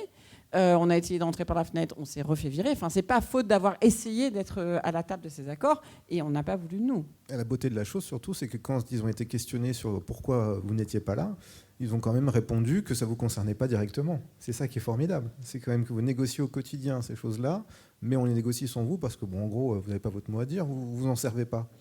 Sauf que tous les jours, après, qui dénonce les conditions de merde dans lesquelles ils ne veulent pas travailler, qu'ils ont négocié ? C'est vous, quoi.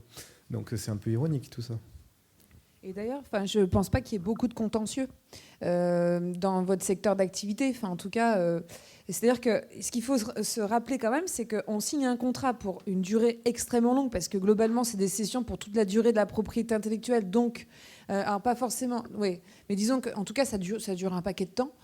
35 ans, c'est pas rien, versus si ça se passe pas bien, qu'est-ce qui se passe ? On peut dénoncer le contrat, d'accord, mais comment est-ce qu'on dénonce le contrat ? Alors soit on a un agent génial qui nous dénonce ce contrat, soit on reste empêtré dans un contrat et on va devant un juge pour pouvoir éventuellement obtenir une résiliation du contrat. Et tout ça n'est pas mince à faire, ça coûte encore de l'argent et c'est long, quoi, et c'est aléatoire. Donc, on n'arrive pas, on va très peu au contentieux, ça c'est clair. Mais quand même, on a un poids qui est lourd, notamment sur la commande, c'est-à-dire les textes. C'est-à-dire on peut ne pas rendre les textes, ou on peut dénoncer. Si on dénonce un contrat, ça veut dire que le producteur, la productrice perd les droits sur le texte. Et ça, c'est des clauses qui sont vraiment importantes, les clauses qui sont à la fin, où c'est la page 38, donc souvent on ne regarde pas, mais c'est quand même, c'est là où il faut, c'est justement à quelles conditions on peut récupérer les droits sur ce projet si jamais il y a des manquements du producteur. Et ça, c'est une clause qui est la clause résolutoire. Ça n'a pas besoin d'aller devant un juge. C'est juste, on a juste besoin d'envoyer un recommandé au producteur en disant vous n'avez pas fait ça, donc à partir de dans 15 jours, vous n'avez plus les droits du projet. Ça, c'est très fort. Donc moi, c'est ce que j'appelle l'option nucléaire. Donc on la sort pas tous les jours. Voilà, on va éviter la Troisième Guerre mondiale, mais c'est quand même assez fort. Et c'est une menace. C'est un peu comme justement la dissuasion nucléaire. C'est quand même une menace. C'est quand même une menace, le fait de perdre les droits sur l'œuvre. Ça reste une menace très forte dont on se sert. Et c'est pour ça qu'on a très peu de contentieux. Parce qu'en fait, dès qu'on arrive là, les gens, ils payent. Souvent, c'est des questions d'argent. Suffisamment, les gens payent. Et l'autre chose, je peux en parler puisque j'y suis demain, c'est qu'on a de la médiation avec la MAPA. Donc on a un système de médiation qui est quand même assez efficace. Alors là, c'est un peu comme les tribunaux, ils sont un peu submergés de demandes, mais dans vos contrats, en audiovisuel et dans le cinéma, vous allez avoir une clause qui vous dit que justement, si vous avez des problèmes d'interprétation sur ce contrat, on va tous passer par la médiation en premier. Et c'est vraiment un exercice très intéressant qui permet d'essayer de trouver une solution justement pour éviter le contentieux. Bon, je vous en dirai plus demain après-midi, mais voilà. Avant de prendre les questions de la salle, on a quand même 2 sujets importants à aborder qui sont d'actualité. C'est la question de la GSA, parce qu'on parlait d'espoir, il y a quand même une victoire qui a été remportée il y a peu, et dont j'aimerais bien qu'on parle. Et puis la proposition de loi de continuité de revenus qui est d'actualité. Alors, pour l'instant, j'allais dire tristement, mais c'est quand même une très grande avancée. Et ça va être un gros sujet de l'année 2026. Donc est-ce que vous pouvez peut-être nous parler de ces 2 sujets ?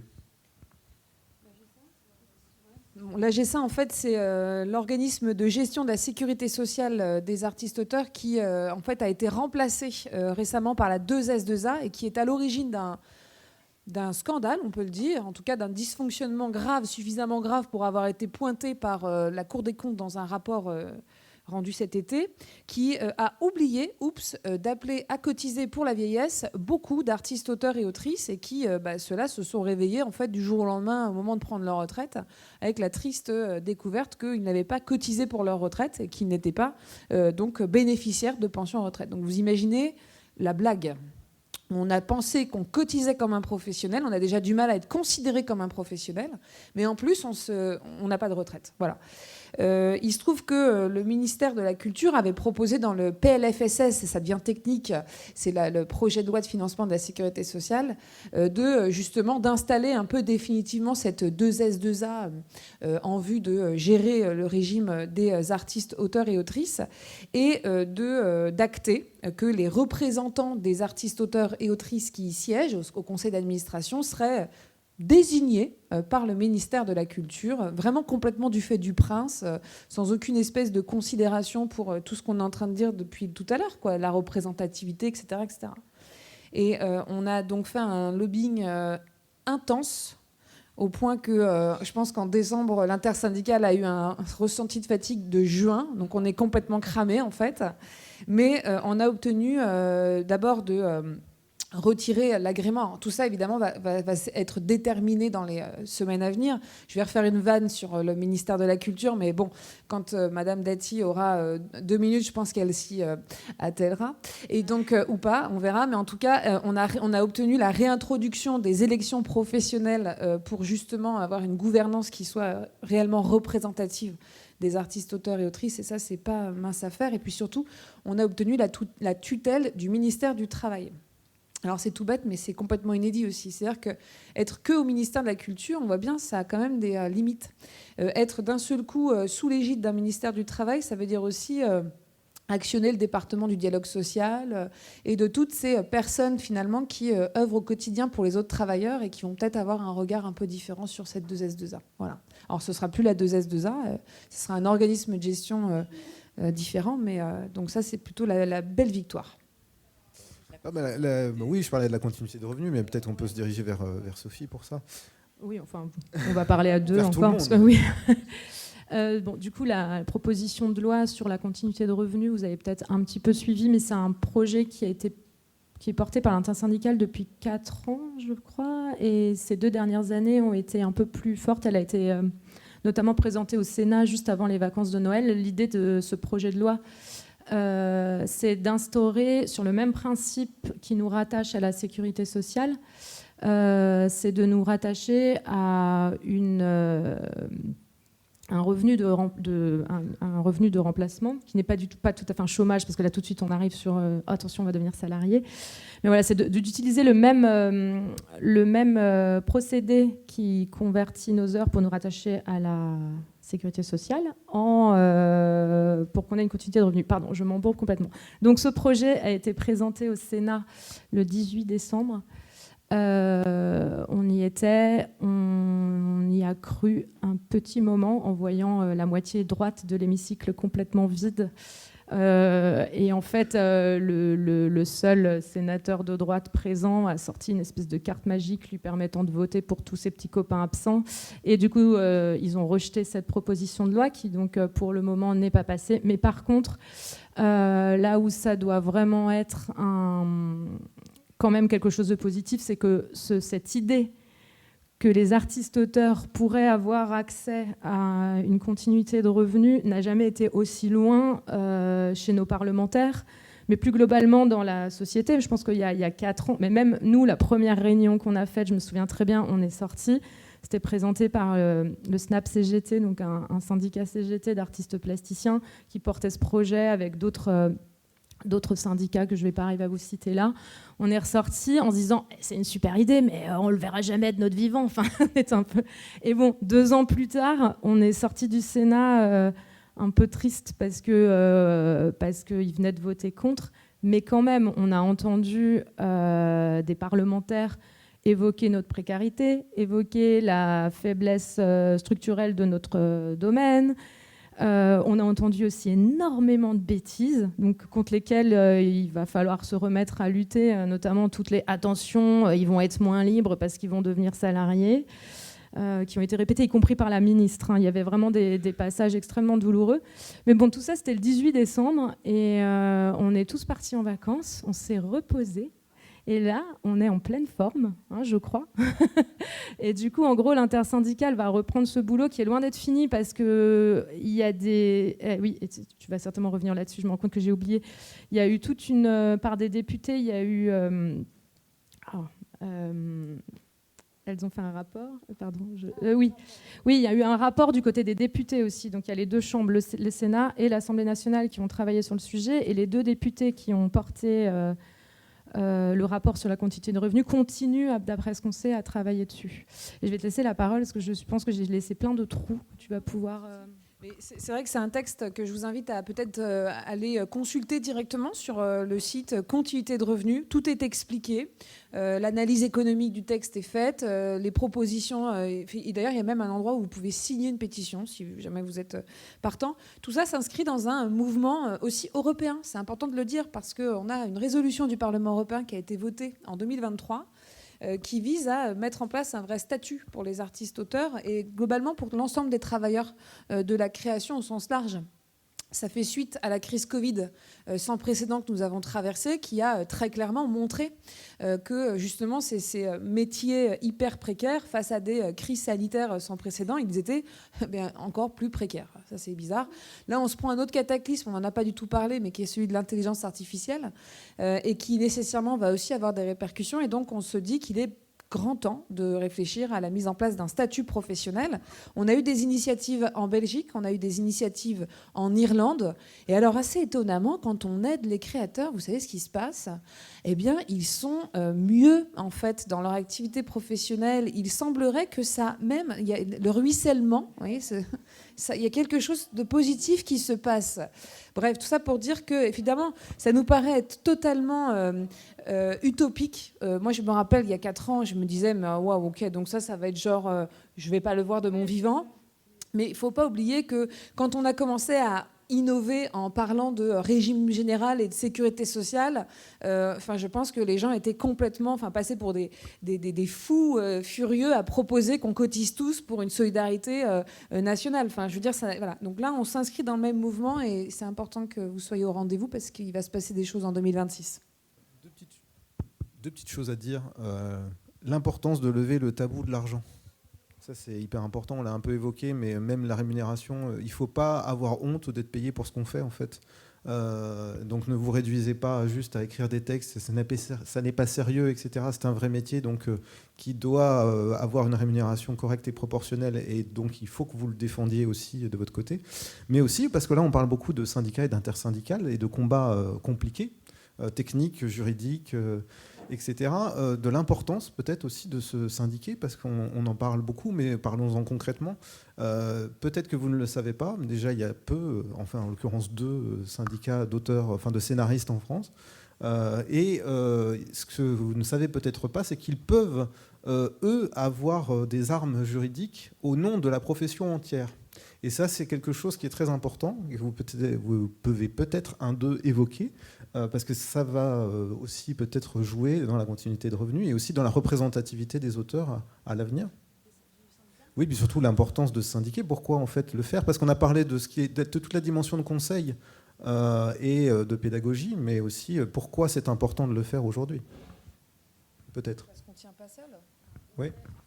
Je ne suis pas sûre de comprendre tout à fait ta question, mais oui, l'importance de se syndiquer, c'est de ramener la lutte au niveau collectif et de parler en tant que profession et de sortir du caractère individuel qui en réalité n'arrange que le camp d'en face, de nous garder séparés. On se rend compte, quand on fait du droit, qu'on avait beaucoup de droits collectifs à une époque. Et faute de les protéger ou de les revendiquer, on a passé tout doucement, c'est un peu ces droits collectifs à la moulinette. On a eu une pulvérisation des droits collectifs en micro-droits subjectifs. Chacun a maintenant des droits qu'il faut défendre. Et qu'est-ce qu'on voit ? À côté de ça, on voit un phénomène de non-recours aux droits sociaux qui est hallucinant. C'est-à-dire que dans toutes les commissions d'enquête, vous entendez parler des abus de droit, où vous avez des gens qui fraudent et c'est absolument infect, il faut les brûler dans la forêt. Bon, oui, très bien, mais il y a aussi beaucoup de gens qui ne recourent pas à leurs droits sociaux, et cela, on en parle assez peu. Et cette pulvérisation des droits en droits subjectifs, elle est finalement... elle se retourne contre les travailleurs et les travailleuses. Donc il y a vraiment cette idée de reconquérir le collectif pour tout simplement s'armer et se défendre, défendre ses droits les plus élémentaires. Oui, et effectivement, par rapport à ce que tu disais à Alban, une organisation d'auteurs créée en syndicat a la capacité de porter des affaires juridiques, mais au nom de la profession, du coup pas au nom d'un individu. C'est-à-dire qu'on ne va pas pouvoir vous défendre, vous, sur un conflit spécifique avec un producteur, mais par contre porter un conflit commun qui concerne l'ensemble de la profession, ça c'est possible et c'est une des raisons de se syndiquer. Mais ouais, voilà. Oui, mais c'est bien ce que tu dis, c'est pas d'où l'importance aussi de faire remonter, tu en parlais Solène, les situations auxquelles vous êtes confrontés, que vous soyez syndiqué ou non, vous pouvez en faire part aux syndicats aussi pour qu'ils puissent s'emparer de ces questions. Et tu voulais rajouter quelque chose, Rémi, sur le court-métrage ? Oui, parce qu'on est quand même dans un festival connu pour la qualité de ses courts-métrages. Et justement, ça fait écho à ce que disait Solène sur le fait que quand vous allez vous retrouver avec un immense projet, qui est donc un long-métrage de cinéma ou un projet de série, etc., beaucoup d'aspirants, réalisateurs, réalisatrices, scénaristes, ou les deux, vont souvent commencer avec le court-métrage. Le court-métrage a effectivement un enjeu beaucoup moindre, c'est-à-dire que vous n'allez clairement pas gagner grand-chose avec un court-métrage, quand bien même il sera diffusé sur France Télé. Par contre, c'est aussi un moment où vous pouvez beaucoup plus facilement, moi je trouve, et d'expérience j'ai l'impression qu'autour de moi ça va, si vous travaillez avec des jeunes producteurs ou productrices indépendants qui sont bienveillants, la négociation, à partir du moment où vous avez les infos sur des choses à ne plus accepter dans des contrats ou que vous pouvez peut-être un peu relever, c'est un bon moment pour justement commencer à faire cela. Un truc tout bête, par exemple, c'est que pendant longtemps, l'habitude, je ne sais pas si ça change vraiment, mais en tout cas, moi je le demande, quand l'habitude c'était que vous êtes payé pour votre scénario en plusieurs échéances. Et la dernière échéance, c'est le premier jour de tournage. Ce qui est absurde parce qu'en fait, entre le moment où le producteur, productrice cherche des financements et le moment où un tournage se passe, tous les accidents de parcours n'ont rien à voir avec le travail d'écriture. Donc vous êtes pénalisé de ne pas être entièrement payé. Donc moi, maintenant, ce que je demande, c'est que la dernière échéance, ça soit simplement au moment où on touche une première aide au développement ou à la production suite à l'écriture du scénario, ce qui me paraît déjà un peu mieux. Peut-être que Solène, tu trouves que je suis trop gentil, je sais pas, mais... Non, mais moi, à chaque fois, je trouve que c'est ce que je disais tout à l'heure. Je trouve qu'à chaque fois, c'est des questions d'équilibre, où on en est dans la situation, etc. Donc moi, je trouve que dans les conditions financières des courts-métrages, on peut être... on peut discuter parce qu'on a tous intérêt que ce court-métrage se fasse. De toute façon, on a toujours intérêt que les projets se fassent. Mais là, dans un court-métrage, il n'y a pas ces enjeux, justement, effectivement. Il n'y a pas de de chaînes de télé derrière, il n'y a pas Netflix, il n'y a pas TF1, donc bon, globalement... Non, moi juste sur le court-métrage, il y a un point que je trouve vraiment important, c'est vraiment de se limiter à céder les droits pour le court-métrage. Il n'y a pas de l'adaptation en long-métrage, il n'y a pas de l'adaptation en BD, il n'y a pas de l'adaptation théâtrale. Non, vous voulez faire ensemble un court-métrage. Et là, c'est important, justement, comme tu disais, c'est important de savoir lire ces contrats. Ça, c'est écrit noir sur blanc. C'est pas du langage juridique. C'est voilà. Si vous voyez adaptation long-métrage, adaptation podcast, micro parce que j'ai dit des âneries. Voilà, là, ça, c'est non. On fait un court-métrage, ça je trouve que c'est un bon... On fait un court-métrage, voilà, on fait un court-métrage. Si jamais le court-métrage il cartonne, à ce moment-là, on renégociera pour savoir combien ça coûte pour adapter le court-métrage en long-métrage, par exemple, ou en BD ou en série. Merci. Alors, on va prendre les questions du public. Je fais un petit récap rapide. Donc... Première chose, informez-vous. Informez-vous par tous les moyens. Vous discutez avec des agents. Vous prenez un agent si l'occasion se présente. Vous essayez d'attraper Stéphanie quand vous la croisez au festival. Vous syndiquez, vous profitez des retours d'expérience de tous les scénaristes qui ont le temps et la gentillesse de vous répondre. Et vous glanez toutes ces infos. Et si un jour on vous fait une proposition et que vous ne savez pas comment négocier, pareil, vous allez chercher solidarité, collectivité. Ensuite, n'ayez pas peur de lire vos contrats, n'ayez pas peur de mettre le nez dans les questions juridiques et politiques parce que ça vous concerne et qu'on ne peut pas être simplement des artistes lunaires. Ou des génies, comme tu disais. Quoi d'autre ? N'ayez pas peur de la légitimité de votre métier. Vous faites un métier avec le droit à votre corps à être en bonne santé, à votre mental à être en bonne santé, à ne pas vous faire harceler moralement ou sexuellement. Et en début de carrière, vous ne vous sentez pas légitime en tant qu'auteur ou autrice, mais vous devez être légitime de facto en tant que personne qui veut travailler. J'oublie quelque chose ? C'est pas mal ?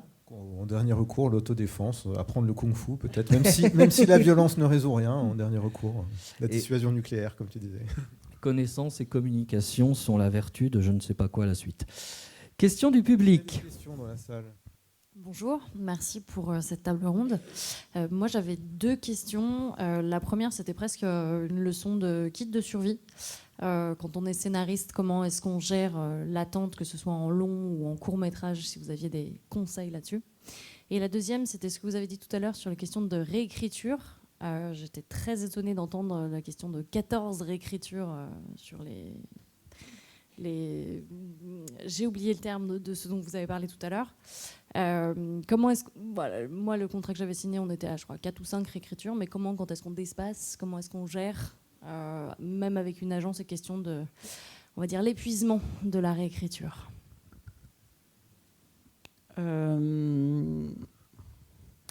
L'épuisement de la réécriture, je ne sais pas. Mais moi, je trouve que pour le coup, effectivement, c'est pour ça que contractuellement, on se base sur ces versions-là. C'est vraiment continuer. Et je trouve que la vision du travailleur, c'est vraiment... la meilleure, c'est-à-dire mais vous croyez vraiment qu'au bout de 14 versions on va continuer à faire des choses bien? Enfin, en tout cas, c'est vraiment ramener dans la négociation, donc en amont, ces questions-là, en disant mais c'est pas possible en fait. C'est-à-dire que si on arrive à tant de versions que ça, c'est qu'il y a un problème. Donc on ne va pas déjà se mettre dans cette situation-là. Donc pour moi, et c'est pour ça que je le disais, c'est vraiment des choses que nous on essaie de traiter en amont, dans la négociation des contrats, pour ne pas arriver à ce moment-là, parce que évidemment c'est qu'on n'est pas en train de faire du bon travail à ce moment-là. C'est aussi lié pour moi à la question de la rémunération. Moi je m'en sers, on s'en sert quand notamment les personnes nous donnent les minimaux par l'accord, notamment en fiction, en audiovisuel, en télé. Moi je dis vous voulez le minimum, nous on vous fait le service minimum, parce qu'en fait ça c'est pas le tarif, ça c'est le service minimum. Donc si tu as le service minimum, à ce moment-là, déjà nous ce qu'on fait c'est que il peut pas y avoir, ça ne peut pas être réduit pour quelque raison que ce soit, c'est le minimum, donc on reste au minimum. Et la deuxième chose, c'est pour ce minimum-là, tu as 2 ou 3 versions. Voilà. Si tu veux des versions supplémentaires, tu payes en plus. Et on peut le dire. Et ils vont dire, oui, mais peut-être que j'aurais besoin d'une... si tu as besoin d'une version supplémentaire, très bien. Tu la payes à ce moment-là.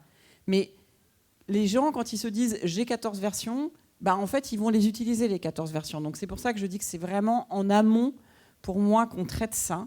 C'est dans un contexte aussi économique.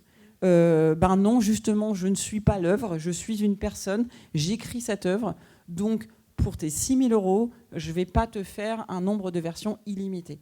Et c'est ça qui est important pour moi dans la négociation individuelle, mais aussi dans la mise en œuvre collective. Donc certes, il n'y a pas de sanctions par rapport au fait si les producteurs, les productrices ne respectent pas les accords, mais on a quand même des moyens de faire remonter l'information de manière justement collective et structurelle. Donc nous, notre syndicat des agents, on fait remonter les problèmes qu'on a avec l'application des accords jusqu'au ministère de la Culture. Est-ce que ça change quelque chose ? Je ne sais pas, mais en tout cas, on peut suivre comment ça se fait. Donc ça, c'est important pour moi de suivre de faire du suivi et de l'évaluation de comment c'est fait. Donc après, on pourra aller chercher les sanctions. Après, sur votre première question, je pense qu'il y a d'autres personnes plus que moi qui seront en mesure de réagir sur qu'est-ce qu'on fait en attendant.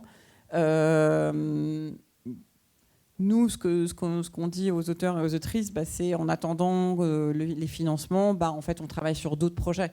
En fait, c'est difficile aujourd'hui. Nous, ça c'est un constat, non pas que je milite pour ça, mais c'est un constat, c'est difficile aujourd'hui de vivre de ce métier en n'ayant qu'un seul projet.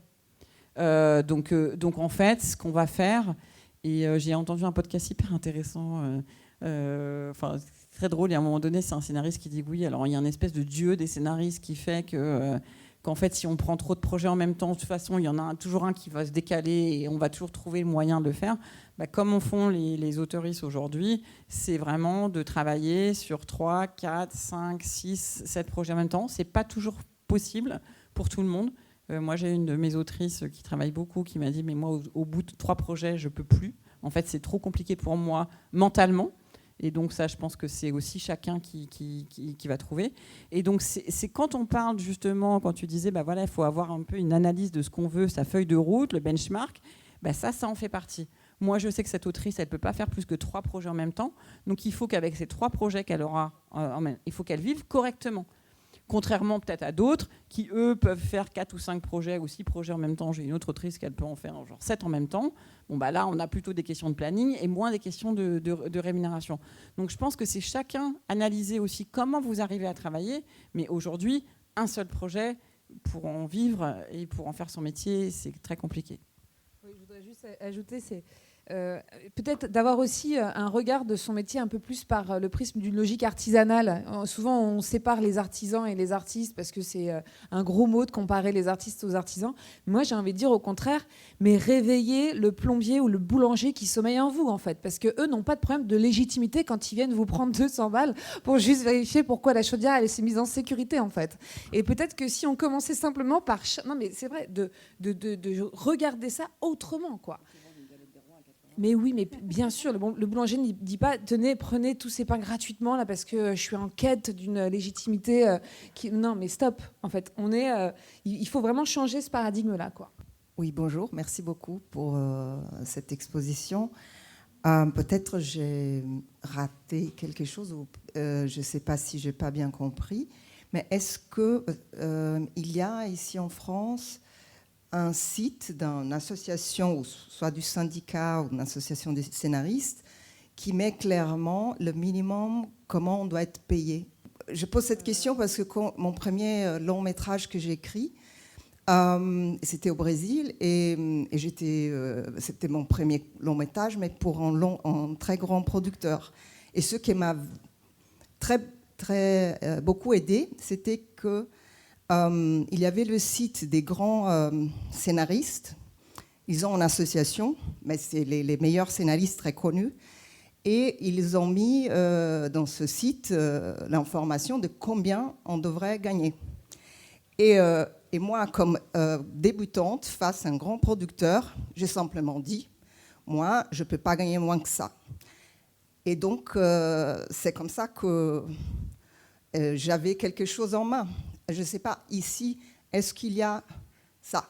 Alors, non.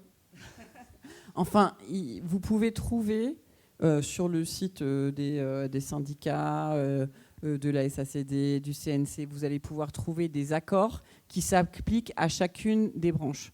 Sachant que pour le cinéma, l'accord est un peu... pour l'instant, on n'est pas sûr que cet accord s'applique à tous. Donc, il va y avoir seulement des accords pour la fiction télé et pour l'animation et pour le documentaire, mais seulement sur une petite partie du documentaire. Donc, aujourd'hui, non. C'est pas comme la WGA. On n'a pas un endroit où on vous dit combien vous devez demander pour tel ou tel ou tel travail. Non. Après, vous pouvez aller voir dans chacun des accords, faire des calculs sur ces accords-là. Peut-être que c'est quelque chose à demander à faire au syndicat, pour le coup, d'avoir une espèce de récap de qu'est-ce que ça veut dire. Parce que dans les accords, vous allez avoir des montants, notamment, qui sont par minute. Donc ça ne veut pas vouloir vous dire grand-chose. Bon, après, c'est qu'une multiplication, mais on va vous dire c'est temps par minute ou c'est temps par heure, etc. En fonction du diffuseur, il y a des diffuseurs, ça ne s'applique pas. Donc il y a un peu de compréhension de faire des accords. Donc aujourd'hui, la réponse est non. Vous ne pouvez pas trouver pour 52 minutes chez TF1 quel est le minimum.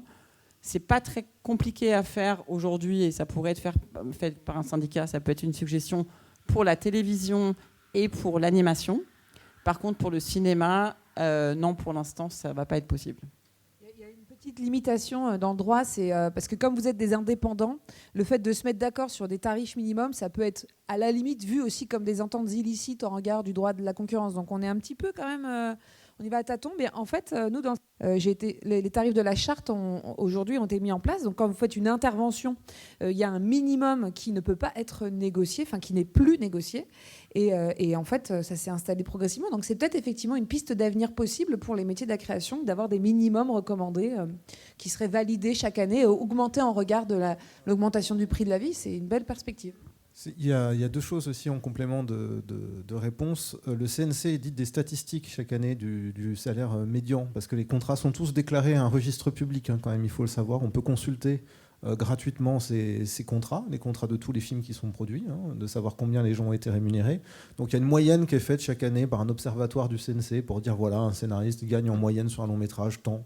Voilà, selon qu'il soit un homme, une femme, etc. Donc c'est toujours intéressant de le lire parce que c'est édité chaque année.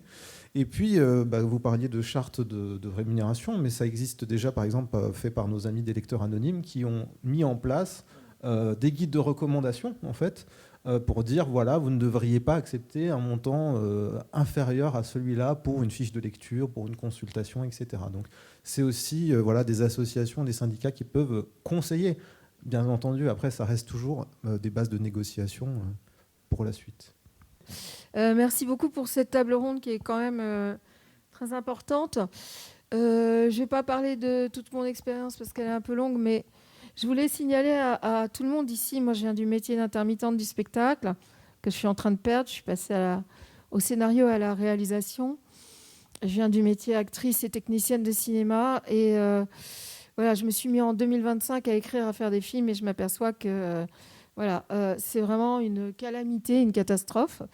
Et je voulais raconter qu'en 2025, je me suis inscrite sur conseil de gens avec qui j'ai dialogué dans les festivals à la Garde. Je fais de la fiction et du documentaire. Et j'ai rencontré malheureusement, il y a 2 ans ici, heureusement et malheureusement. Donc moi, j'ai eu la chance d'avoir un prix... dans le dispositif Ça tourne en Île-de-France, qui est Clash cette année. Ma comédienne a eu une mention spéciale du jury. J'ai été abordée par un jeune producteur et j'avais un documentaire que j'avais commencé à tourner et cette personne a bloqué mon film en commande d'écriture pendant 15 mois. Donc je voulais vous raconter l'expérience qu'au bout de 15 mois, moi je me suis retrouvée donc, au RSA en quasi-dépression et je moulinais. J'ai écrit d'autres choses. Et donc, je me suis inscrite dans un syndicat qui s'appelle La Garde. Donc, moi, je suis une vieille, je suis une daronne, je suis une boumeuse. Donc, les syndicats, je suis un peu flippée là-dessus. Je me suis inscrite à La Garde. Et La Garde Alors, La Garde, c'est l'équivalent de la guilde des scénaristes pour la fiction, mais pour les réalisateurs et les réalisatrices de documentaires et de journalistes reporters, dans lequel il y a encore plus de précarité qu'en fiction parce que c'est moins payé le documentaire, donc c'est un enfer.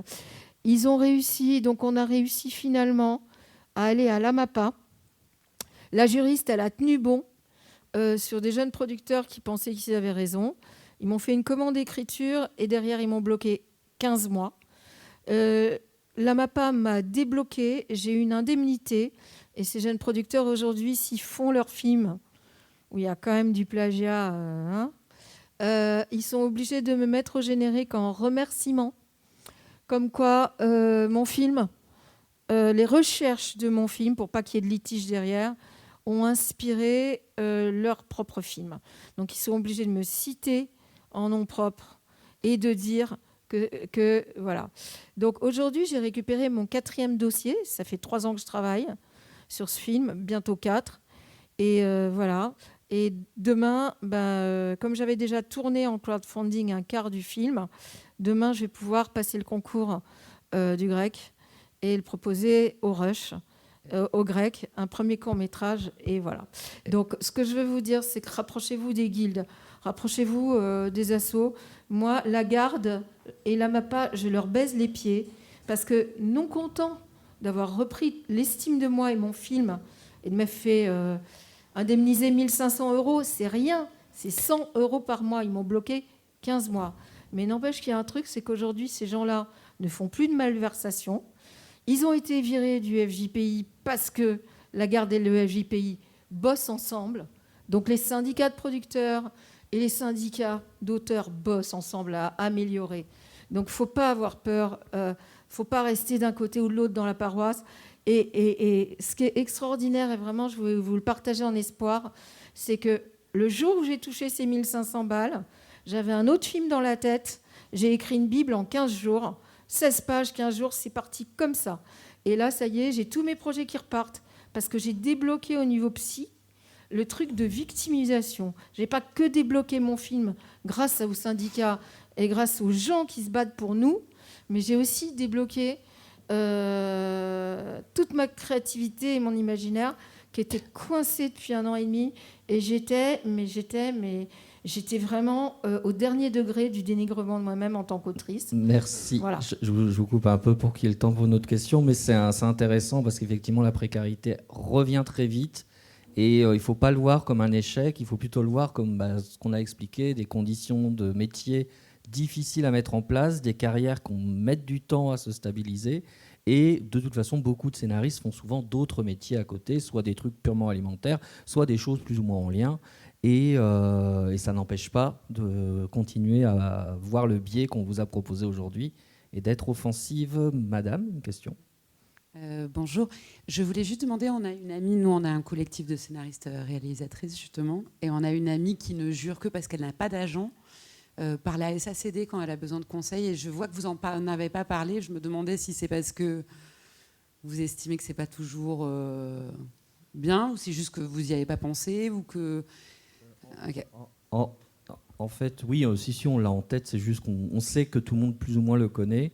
Après, j'ai envie de dire, ça dépend des expériences personnelles, parce que si vous êtes sur des cas un peu tordus, enfin moi j'ai une amie par exemple qui a fait du spectacle vivant et elle avait un litige avec une compagnie sur un truc de texte écrit, etc.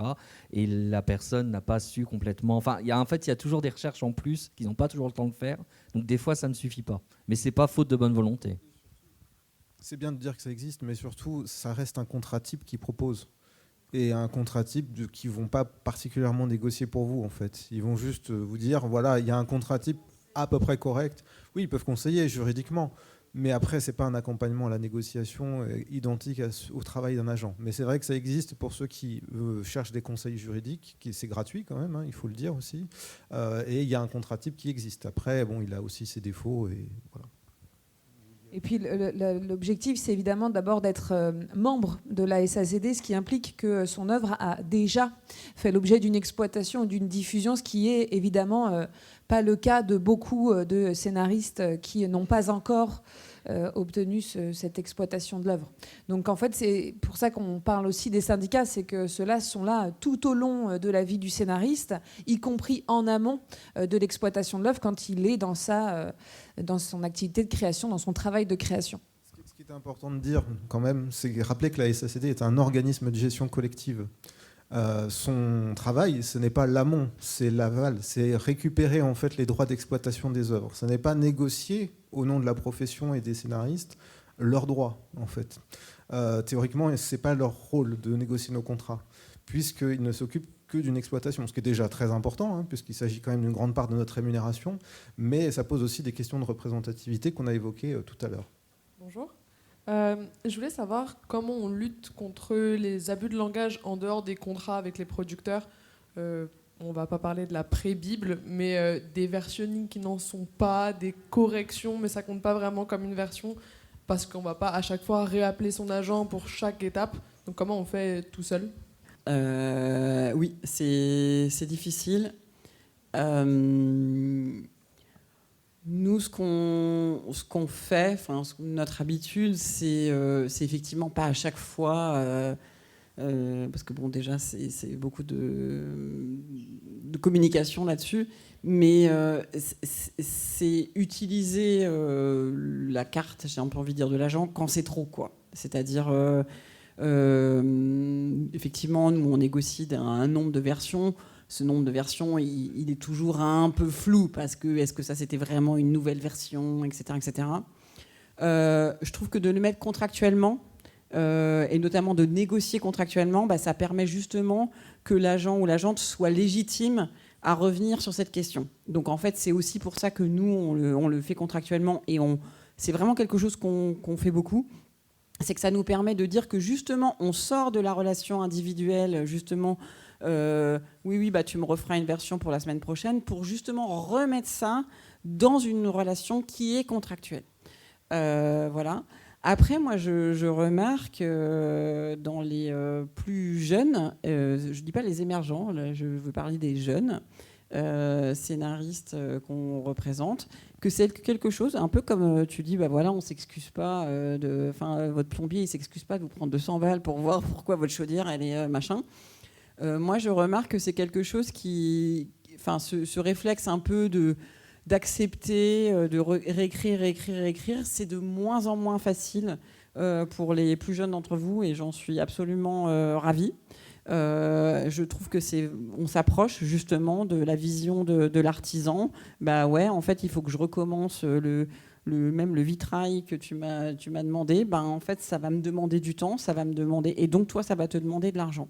Donc moi, je suis vraiment un peu comme les accords, c'est toujours imparfait, mais plus on le suit, plus on suit cette évolution, plus on peut réagir. Et donc nous, effectivement, on ne réagit pas forcément quand on nous a demandé 1 ou 2 versions supplémentaires. Par contre, au bout de la 4e, là, en fait, ça va être un grand non, parce qu'il y a les 3 dernières.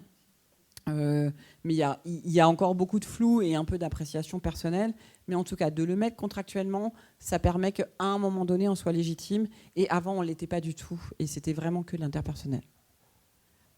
Pour compléter un tout petit peu, aussi même en dehors de la discussion avec ton agent, il y a un truc qui peut être... au départ, c'est aussi de bien définir les termes, parce que tu dis pré-Bible et tout ça. Et c'est vrai que la définition de texte qu'on est censé rendre, elle peut être très mouvante, surtout au début. Et il y a effectivement une discussion à avoir au début pour poser, ok, pré-Bible, c'est pas censé exister. Si tu mets ce mot-là, c'est que tu veux pas me payer une Bible, mais du coup, c'est combien, c'est quoi les éléments, enfin que tout soit le plus dit possible, surtout quand ce sont des éléments qui échappent aux vagues négociations collectives qu'il y a eu. Il me semble que la pré-Bible, ça n'existe pas, si ça existe. Non, ça n'existe pas. Donc c'est effectivement un mot, mais c'est comme un moment quand en animation, le pitch d'un coup est devenu un document qui fait 15 lignes max, mais du coup on invente les pré-pitch parce que c'est un petit peu avant, et du coup c'est avant le contrat. Bon, je ne sais pas s'il y a des vraies solutions pour empêcher complètement ça, à part de verbaliser tout le temps et de se mettre d'accord en disant moi je te fais 3 lignes de pitch, mais une fois que j'aurai fait ça, tu me le valides, et après j'écris un vrai pitch et qui obéit à ce que la négociation collective a créé jusqu'à maintenant. Tu voulais compléter ? Ouais, moi je voulais juste ajouter, excuse-moi, effectivement, je vais dire du bien des accords, ça a au moins eu l'intérêt de mettre des mots sur chaque étape. Et ça nous a vraiment, vraiment beaucoup aidé. Avec le nombre de pages, c'est quoi un pitch, c'est quoi un sino, c'est quoi un traitement, etc., etc. Et ça, c'est un grand avantage. Parce que justement, on peut contractuellement ou dans nos échanges justement bilatéraux avec les producteurs et les productrices, utiliser les termes qui sont associés et de dire bah non, un traitement c'est tant de pages, donc si tu me demandes un truc de 20 pages c'est pas un traitement, et ça on peut s'en servir, et ça pour le coup il y a très peu de contentieux justement là-dessus, autant sur les montants on n'est pas d'accord, autant sur les mots, les termes, c'est très clair. Et moi ce que j'ai envie de dire c'est aussi passer par l'écrit. On est tous avec des mails, des WhatsApp, etc., etc. Numérotez vos versions, passez par les écrits, dites voilà, tu m'as demandé de réécrire ce truc-là. Voilà, tout ça, ça nous sert. Ça nous sert quand on a des contentieux et qui vont effectivement jusqu'en médiation. En fait, on a la preuve qu'on a fait 57 versions du truc. Il faut être un peu procédurier. Hein. C'est-à-dire qu'à chaque fois qu'on parle au téléphone avec son co-contractant, il ne faut pas hésiter à reformuler tout par mail de façon à vraiment se mettre dans cette démarche de au cas où. Voilà. Et pour la différence entre correction et, on va dire, modification substantielle, je pense qu'en fait, il y a effectivement les accords qui peuvent nous donner des indices, mais on peut aussi avoir notre propre acceptation de ce que l'on va entendre par correction ou de ce que l'on doit justement considérer comme substantiel au point que ça vient impliquer une nouvelle version. Et c'est à ce moment-là, en tant que co-contractant, de dire j'estime que ça dépasse largement le simple stade des corrections. Je considère donc que c'est une nouvelle modification substantielle qui amène cette qualification. Enfin, il y a plein de techniques juridiques comme ça qui ne sont pas très... Il faut les connaître évidemment, mais elles sont à portée de main. Trace écrite toujours. Dernière question courte pour une réponse courte, s'il vous plaît. Il y en a deux. Alors, est-ce qu'elles ont un lien ? Est-ce qu'on peut les mixer ? On prend les deux si elles sont très courtes. Ouais, vous l'avez peut-être dit tout à l'heure, les accords, ils ont été accordés entre qui, je ne sais plus. Ça, c'est sur le site du CNC, de toute façon, c'est récapitulé, je crois. Alors, les accords fiction... et animation ont été conclus entre les producteurs, les syndicats de producteurs, ainsi que la Guilde et la SACD. Okay, sur le cinéma, les syndicats de producteurs et la SRF et le SCA. Et c'est des accords qu'on peut trouver donc au CNC. Oui, sur le site du CNC. Tout est en ligne, tout est public. Oui, bonjour. On parlait tout à l'heure de droits d'auteur. Comment est-ce qu'on partage les droits lorsqu'il s'agit d'une adaptation avec le romancier ou... Généralement, on s'en fiche du romancier. Hein. Réponse courte. Non, c'est pareil, tout ça est vraiment de la négociation individuelle. Enfin, tu veux rajouter ? Disons que le partage, en l'occurrence, se fait, je pense que ça dépend du romancier, mais ça se fait soit en négociation individuelle, soit à l'aide d'un agent. Je ne sais pas comment tu gères ça. En fait, le romancier, il va avoir dans son contrat, donc il va avoir 2 contrats avec sa maison d'édition. Le premier, un pour l'édition, le deuxième, qui cède les droits d'adaptation audiovisuelle. Donc dans ce contrat-là, qu'il aura effectivement négocié avec son éditeur, s'il a négocié ce contrat avec son éditeur, il va y avoir des montants qui dit voilà, il va toucher combien si jamais il y a une adaptation de son film. Voilà. Donc ça, c'est une première chose. Donc ça, c'est comme ça. Et après, vous, si vous adaptez seul ou à plusieurs, mais sans le romancier ou la romancière, le projet, vous aurez 100% de vos droits de scénariste sur le développement du projet.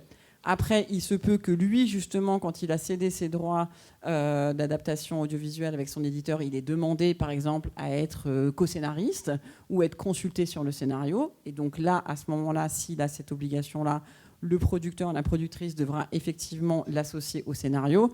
Et là, ça va être du gré à gré, donc entre lui et le producteur, et entre vous et le producteur, sur le partage des rémunérations.